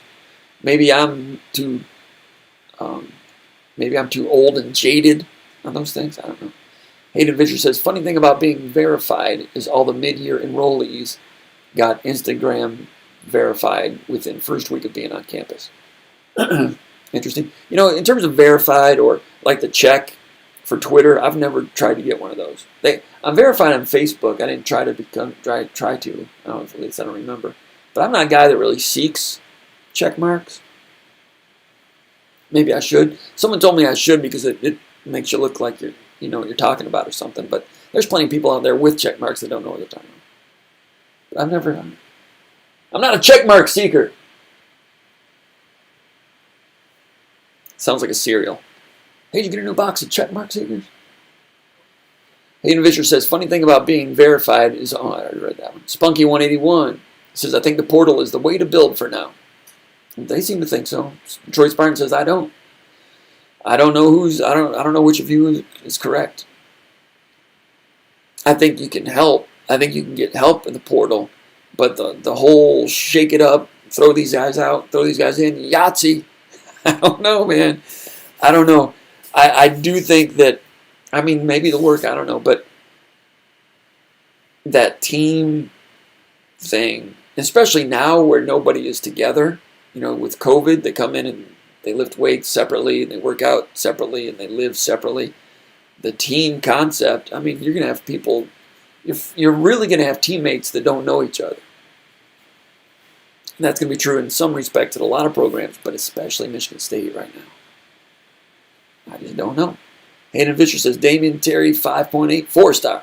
Steve Smith 313 says, I agree, Spunky 181.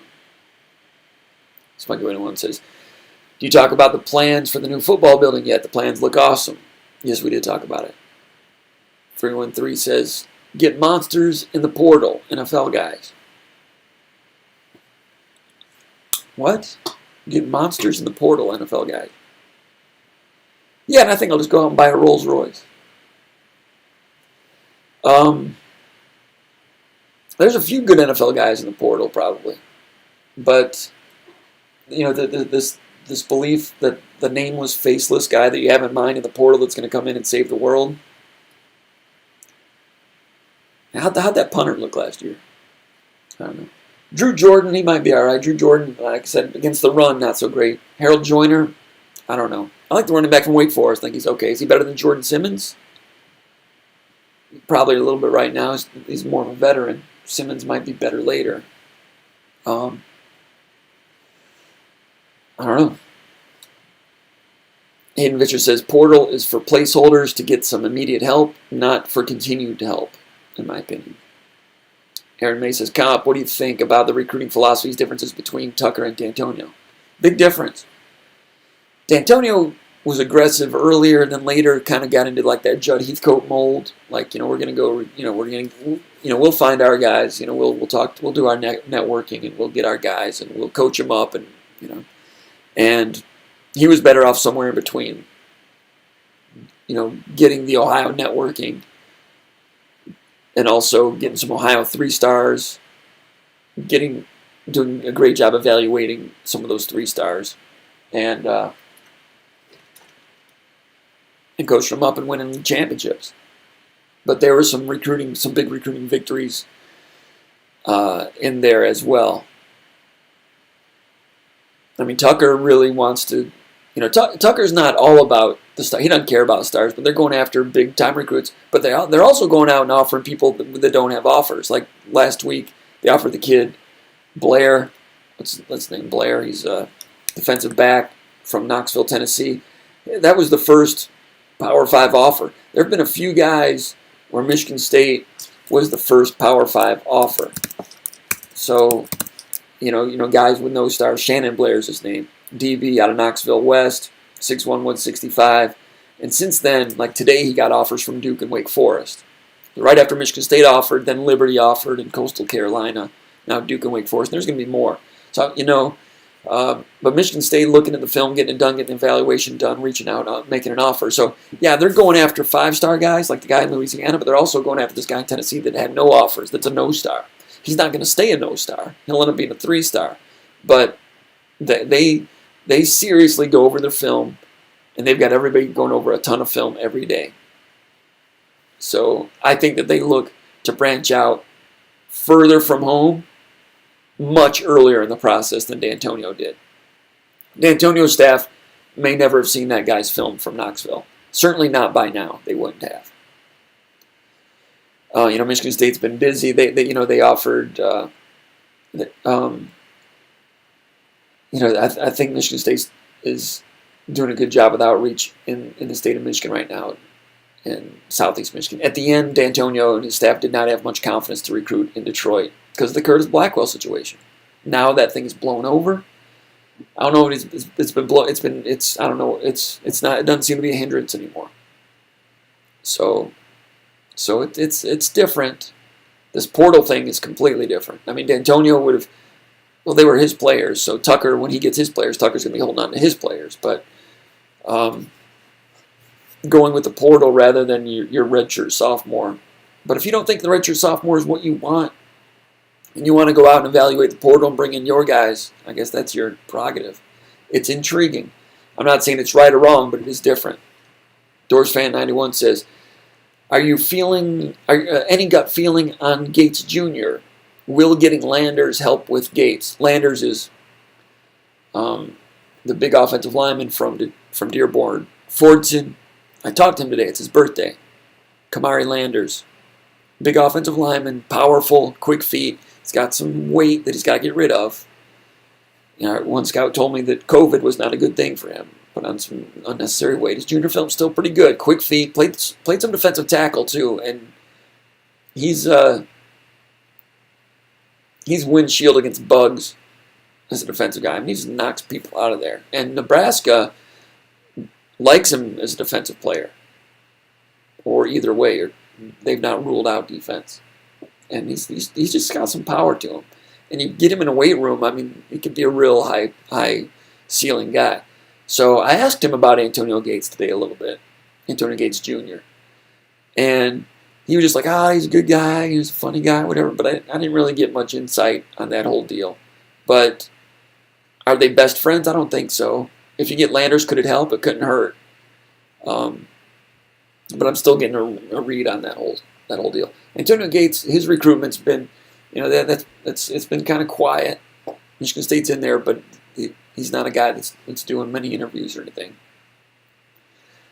Hopefully, get a chance to see him at some camps this summer. Adam Fika says Shiano Rutgers did all right with the portal. It can be done the right way. Rutgers, I think, had 7 guys from the portal last year, and they had brought in a quarterback from Nebraska who's okay. Gave them some improvement there. They got Dwum Ford, the defensive tackle out of Michigan. Michigan really missed him this year. And, yeah, if Michigan State could go out and get a Michael Dwum Ford, put him in defensive tackle, that would help. I'm not seeing Michigan State do that at defensive tackle right now. The guy, Jordan, I don't think he's quite done for a different position.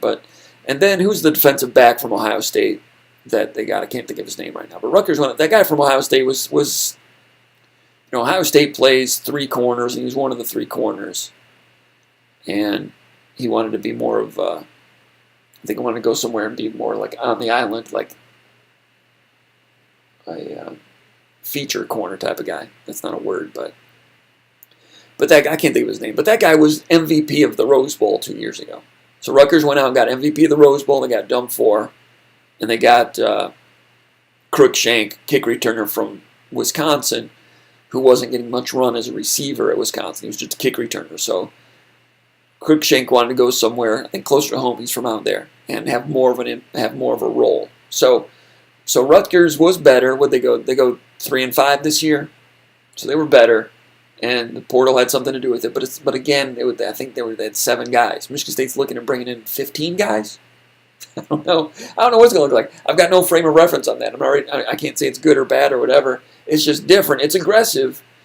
They're betting on themselves. The coaches are betting on themselves that they can evaluate, get their guys, and in a short period of time have an impact.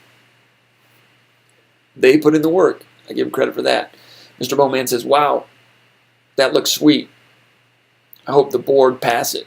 Oh, talking about the things we showed a moment ago. If you're just joining us, we didn't. I'm not going to put it back up there. I'll probably mess something up. Spunky181 says, there's a video on the Free Press website. Pretty cool video. Yes, there is. That's the video. I looked at it. That's the one I was referencing when whoever was doing the presenting mentioned that they talked about tearing down Jenison Fieldhouse. I'm glad they didn't. That was a good move. Mr. Bowman says, Spunky, cool. I need to watch that. Thanks. Angelo Gross Enthusiast says, Comp, I know recruiting against Ohio State is impossible, but you think we have a chance with Kenyatta? Good one.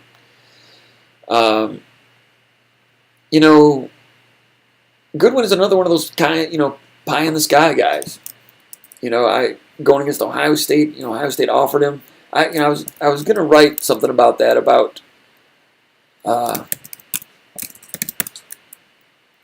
these things pie in the sky, or do they have a chance to get some of these guys? Keonta Goodwin, 6'8", 305 from Charlestown, Indiana. I've never heard of Charlestown, Indiana.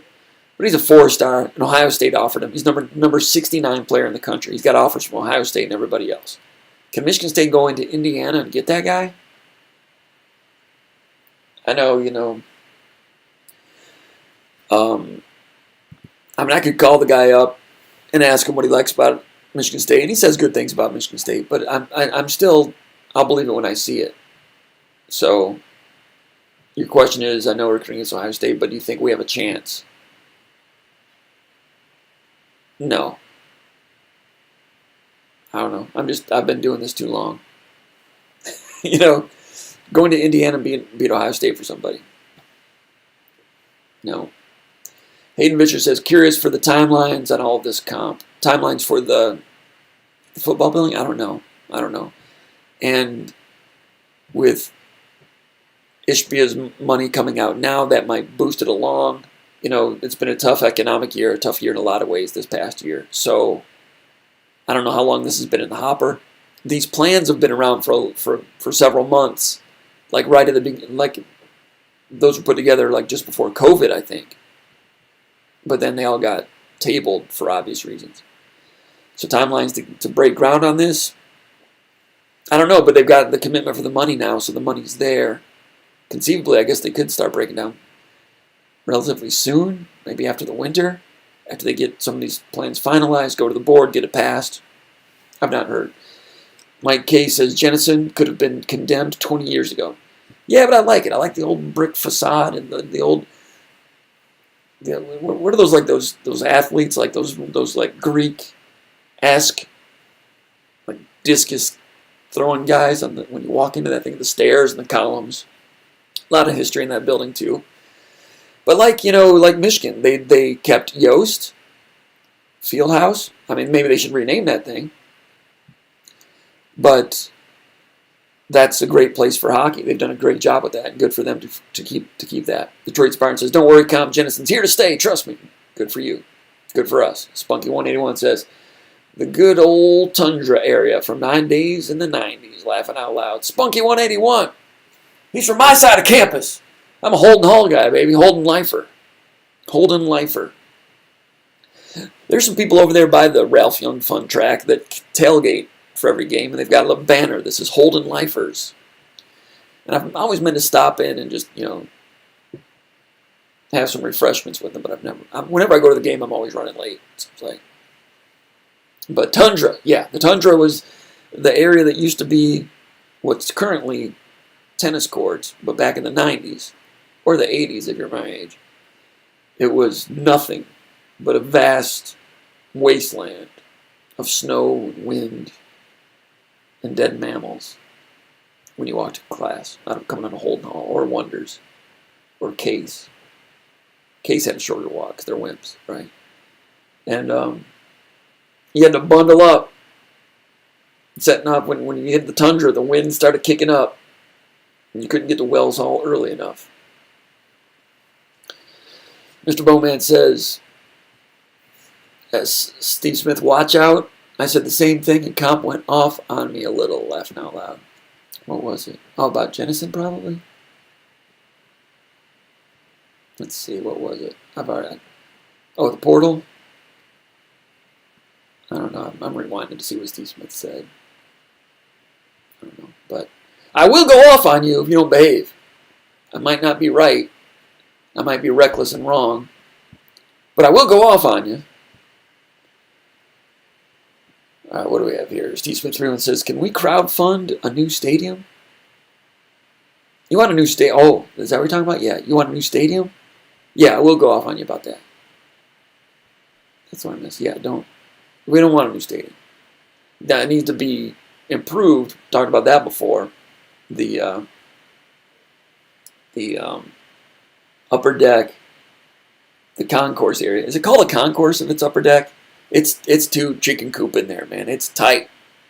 I've been up there. I sit in the stadium at least once or twice a year. I'll go with my kids. Sit in the stadium. Then I catch up with Conan Dyke and those people do the post game. Get some help from some friends to take my kids home. It's good. But I'm up there. I've been up there a couple times, and it's a good place to watch a game and stuff, but the amenities in the back, not so good. So any way to get up there and improve that whole thing would be needed. But the old stadium itself, the grass, the history, the look of the stadium, it's classic, 1920s, classic. It didn't always look like this in the 20s. The upper deck came in the 50s. But yeah, we don't get rid of the stadium. Don't get rid of it. We don't do that. I will go off on you about that.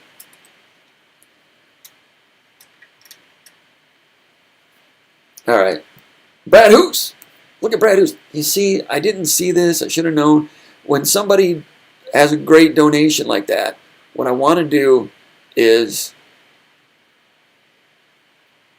this. And also, I want to go straight to your question. If you're generous enough with the support, which we do appreciate the support, to support us with the personal sponsorship, I want to go straight to your question. Your question should come to the front. And I blew it. Hold on here. Is that any better? He says, Brad Hoos, thanks Brad, really appreciate it, seriously. He says, how we get our linebacker unit back to being a strength for the program. I'm not asking how we patch together a unit in 21, but how do we get on track over 3 to 5 years? I'll be curious to see. I'm not saying Noah Harvey's the answer, but he struggled earlier in the year and was better later. You know, he was a guy that was comfortable with the old system with more one-gapping. With two-gapping up front, the defensive linemen are two-gapping, and the linebackers are also responsible for two gaps. It might be 75% this one, 25% that one, but they're reading and reacting, and some of that's a knack to it. Whereas if you're one-gapping, the linebackers just get between this shoulder of the right guard and this shoulder of the right tackle. And you've got that gap, and wherever it moves, you're going with it. If he pulls, you might pull that shoulder also. But you're attacking downhill, looking for the ball. There's not as much reading. You're shooting the gap. So Noah Harvey can shoot the gap and play that role. Because you saw sometimes he'd have a loud play in the backfield. It's like, well, that looked good. Well, that was usually a one-gap play, and he'd do it. But Michigan State defense did a lot of two-gapping. I don't know if it's 50-50 two-gapping and one-gapping. It was a combination from week to week. But I think that the transition to a new system stalled him a little bit. Antoine Simmons was okay with it, but Harvey had some learning there to do. So the longer they're in the system, that's naturally going to help. When guys have been in the system 2, 3, 4 years, they're going to be better at it. So that's going to help. And of course, Jimmy's and Joe's talent. Guys like Antoine Simmons, Right now, the talent linebacker situation, not so great. Jess Lord Boateng was escorted to the portal. He got on the field for like 3 plays against, I think, Penn State it was. And, the one play didn't come to his side. The other one, he got a chance to maybe chase something down. But it looked like his first 3 plays of his college career, and that's all he ever played at Michigan State. So, not exactly Julian Peterson. So talent and time and teaching. That's how, and you get that with recruiting and continuity. That's it. No magic wands. Detroit Spartan says that free video was the infrastructure and planning committee going over the initial proposal. Thank you. Steve Smith 313 says, laughing out loud, okay, let me change it to improving the stadium. There you go. That's more like it. There's more like it. We got in sports in the United States, we got NFL getting rid of stadiums. They're building nice, shiny, comfortable ones, and baseball building nice, shiny, comfortable ones, and that's great. But college football, that's where we have our classic football stadiums, because there's no classic NFL stadiums anymore. Even Lambeau Field was built in the 50s, 60s. It's not that old. Lambeau Field's not that old. Like Arrowhead Stadium is one of the older ones now, and NFL's a different thing. I mean, they're fans. You gotta give them beer. Nothing against beer. Nothing against you that are NFL fans, but you gotta make them comfortable. Give them a roof. Give them a beer, and then if your team doesn't win, you boo and stuff. That's good, but I like a good old classic stadium with some history like this one behind me right here. And I like going to a lot of the stadiums. Ohio State, Penn State, Notre Dame. Some good ones. And college football, in terms of outdoor sporting amphitheaters, college football's got the good ones now. Not that they're competing with other sports, but the baseball stadiums, you got Wrigley and Fenway, and that's great, and hopefully they never get rid of those. But when you've got a Spartan stadium, you improve it, but you don't. Boy, Minnesota, they tore down their stadium, and they regretted that for, 30 years? Then they put the money together, and they've got a nice stadium now.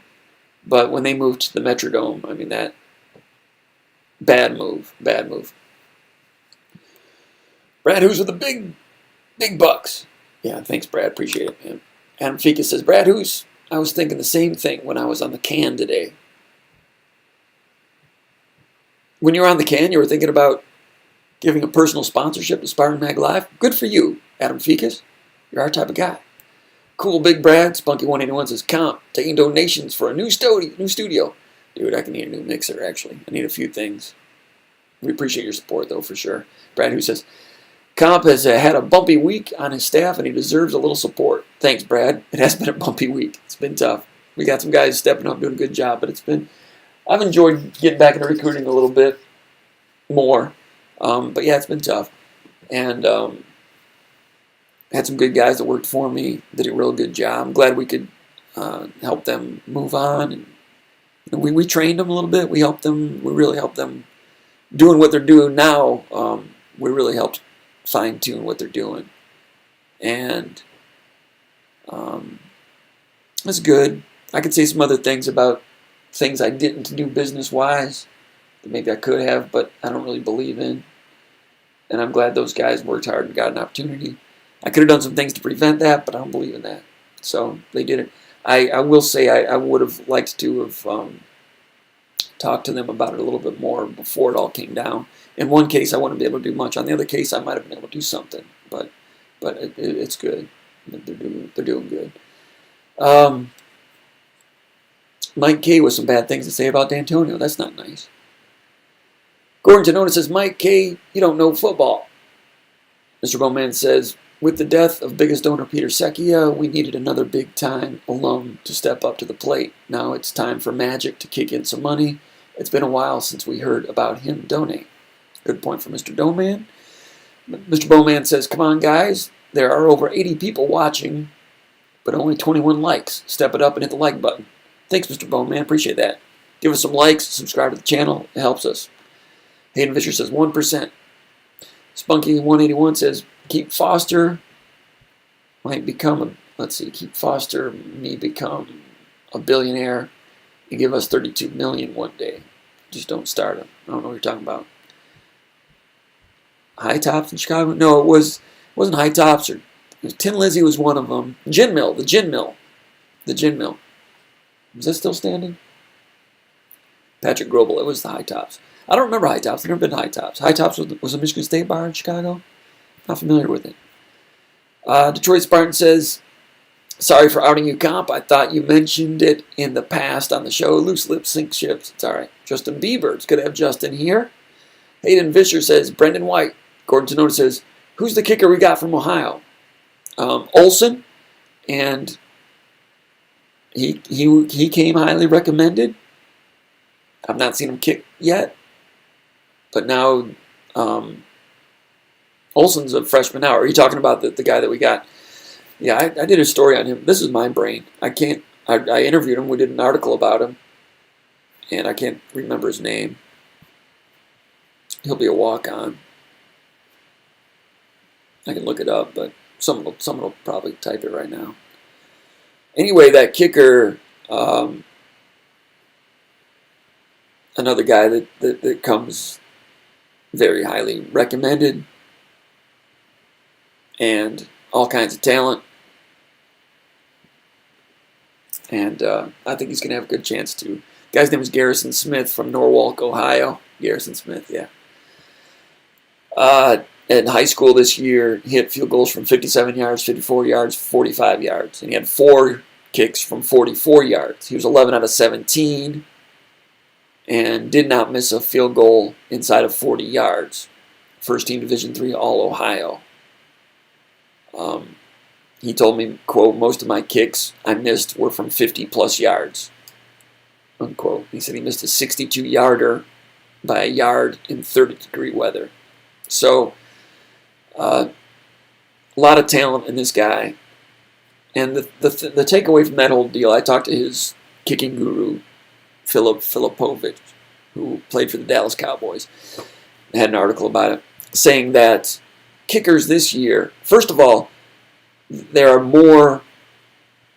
Filipovich said that it's a better year for kickers this year than any time in the last 10 years. There are more kickers, excellent kickers out there.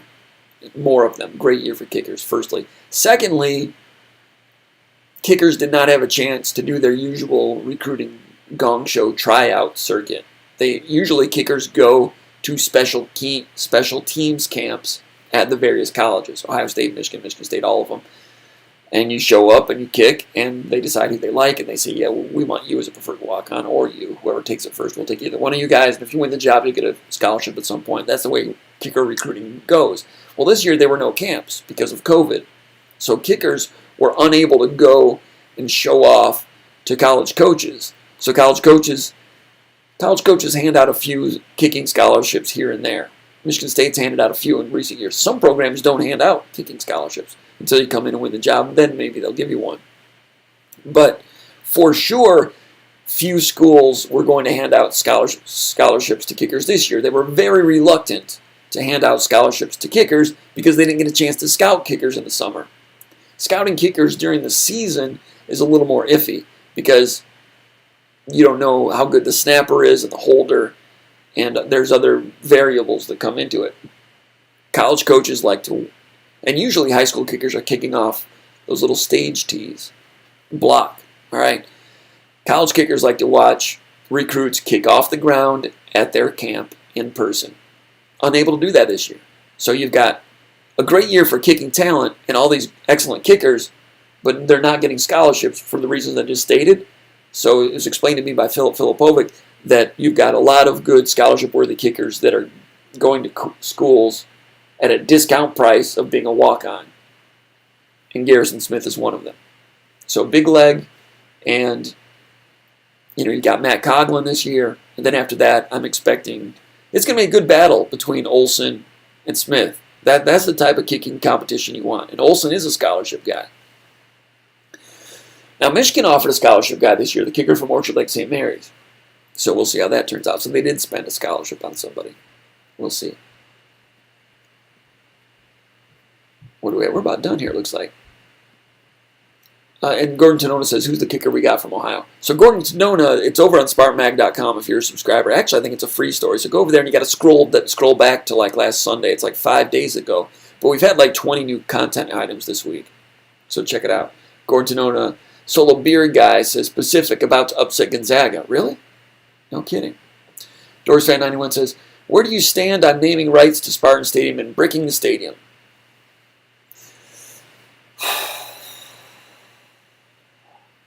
Well, it's easy for me. It's always easy to spend somebody else's money, right? I don't like it. Spartan Stadium, the longer that you've got a stadium named after your logo, all that does is brand your logo. Spartan Stadium. Years from now, in the NFL now and NBA, everything is, TFB Bank Arena, Lionel Trains Arena. Everything is named after things like that. And then they're changing the name of the sponsorships of those. Little Caesars Arena. I like Little Caesars. I can't eat it anymore. It's got gluten in it. I'm still waiting for that Little Caesars gluten-free pizza. Village Family. But the more and the more the stadiums. Now, Ford Field, that's a cool name because Ford is cool, in my opinion. You may disagree, but I like Ford. It's owned by the Ford. Say what you will about the ownership family, whatever. But Ford Field goes with Lions. Yeah, I think that's all right. But naming rights, it's good to have the money, but if someone is willing to pay, Comerica is paying like $1 million a year for Comerica Park. That was like a nice deal back then. $1 million. That didn't even buy a bullpen catcher now. But Comerica, they've gotten some juice out of that. Frankly, I'd never even heard of Comerica before they named the stadium after it, or whatever, the naming rights. So, but naming rights at other stadiums, Mercedes, AT&T Stadium, they're paying a lot of money for that, right? Because they want to be named and associated with that team and that school or whatever. They want their name mentioned, and they're paying millions and millions of dollars for that. So if you give it Spartan Stadium, you're getting millions and millions of dollars for your own brand. Does that make sense? Spartan Stadium. It's a classic name. It's your brand. It's your logo. You are the Spartans. Just the name Spartan Stadium is worth, even though you don't get tangible dollars for it, that it would take a lot of money, in my opinion, to sell the rights to that. You darn sure don't want to sell it for some measly $2 million a year. It better be, I don't even know what the pricing is for stadiums out there, but I think it's a precious nameplate. It's a precious property. And it would need to be big money. That would probably make me a very poor, terrible athletic director, but I would be very cautious about budging on that one. I would want to do more than brick in the stadium. I think the bricking in the stadium, a lot of people have talked about that. I'm not sure if that's, I assume it's doable. I'm not sure how much that would cost, if it's cost effective, if that's a good thing, bad thing, I don't know. But yeah, if you sold the naming rights and put some bricks in and maybe build a new bus garage somewhere and wash buses somewhere else and do something on that side of the stadium so it doesn't look as much of like a car wash. That could help. If someone were to pay that money, the money would probably go somewhere else. I don't know. But I'm not big on it. I think Spartan Stadium is a classic name and there's value to that. I'm not saying that I don't believe in selling the name rights. I'm not saying it's like it's some sort of ethical decision. I'm just saying Spartan Stadium has some value to it. Doors Fan 91 says, more chairbacks in the lower bowl between the 20s an idea would cut attendance down a little bit, but be able to make more money from it. It's possible, Hollis used to talk about the downsizing of stadiums rather than cramming people in for 80,000. It's more of a trend toward a 60,000 seat stadium that's more comfortable because you're competing with the living room because it's become so comfortable to stay at home, watch it on TV with your beautiful big screen. back in the 70s, there weren't many games on TV. You can only be on TV like once a year, sometimes twice. So you had to get tickets to go watch it to see what happens, because there were a lot of college football fans back then, always have been. But going to the stadium was the only way. That's not the case anymore. You can watch all the games on TV. For some of you youngins, you think you can always watch games, and you can, but it wasn't always like that. All right, Spunky181 says, should sell the naming rights to the restrooms to get new ones, laughing out loud. Spunky181's got some funny jokes tonight. Appreciate Spunky181. It's been fun. All you guys have been fun. Spunky181 had a good game, had a good program. I want to say thank you to everybody. Thanks for coming in, tuning in. Say good things about us. Give us a thumbs up. Subscribe to the channel. Subscribe to SpartanMag.com. We'll see you over there. Appreciate all the questions. We'll see you next time. And everybody have a good, safe week. I think we've got a winter weather advisory in East Lansing, in mid-Michigan right now coming up. We got some lake effect blowing in. Those of you in Grand Rapids, you got to batten down the hatches probably a little bit. I like it. It's good. Hope everybody's safe. Have a good week. Everybody have a good signing week. Might see the basketball team win for the first time since January 5th or something. Something like that. Be safe. Be good. Thanks for tuning in. Appreciate all the support. Brad and Don, really appreciate it. Appreciate all the support that people are giving SpartanMag.com. Glad to have you. Have a great week. We'll see you next time. Thanks a lot, guys.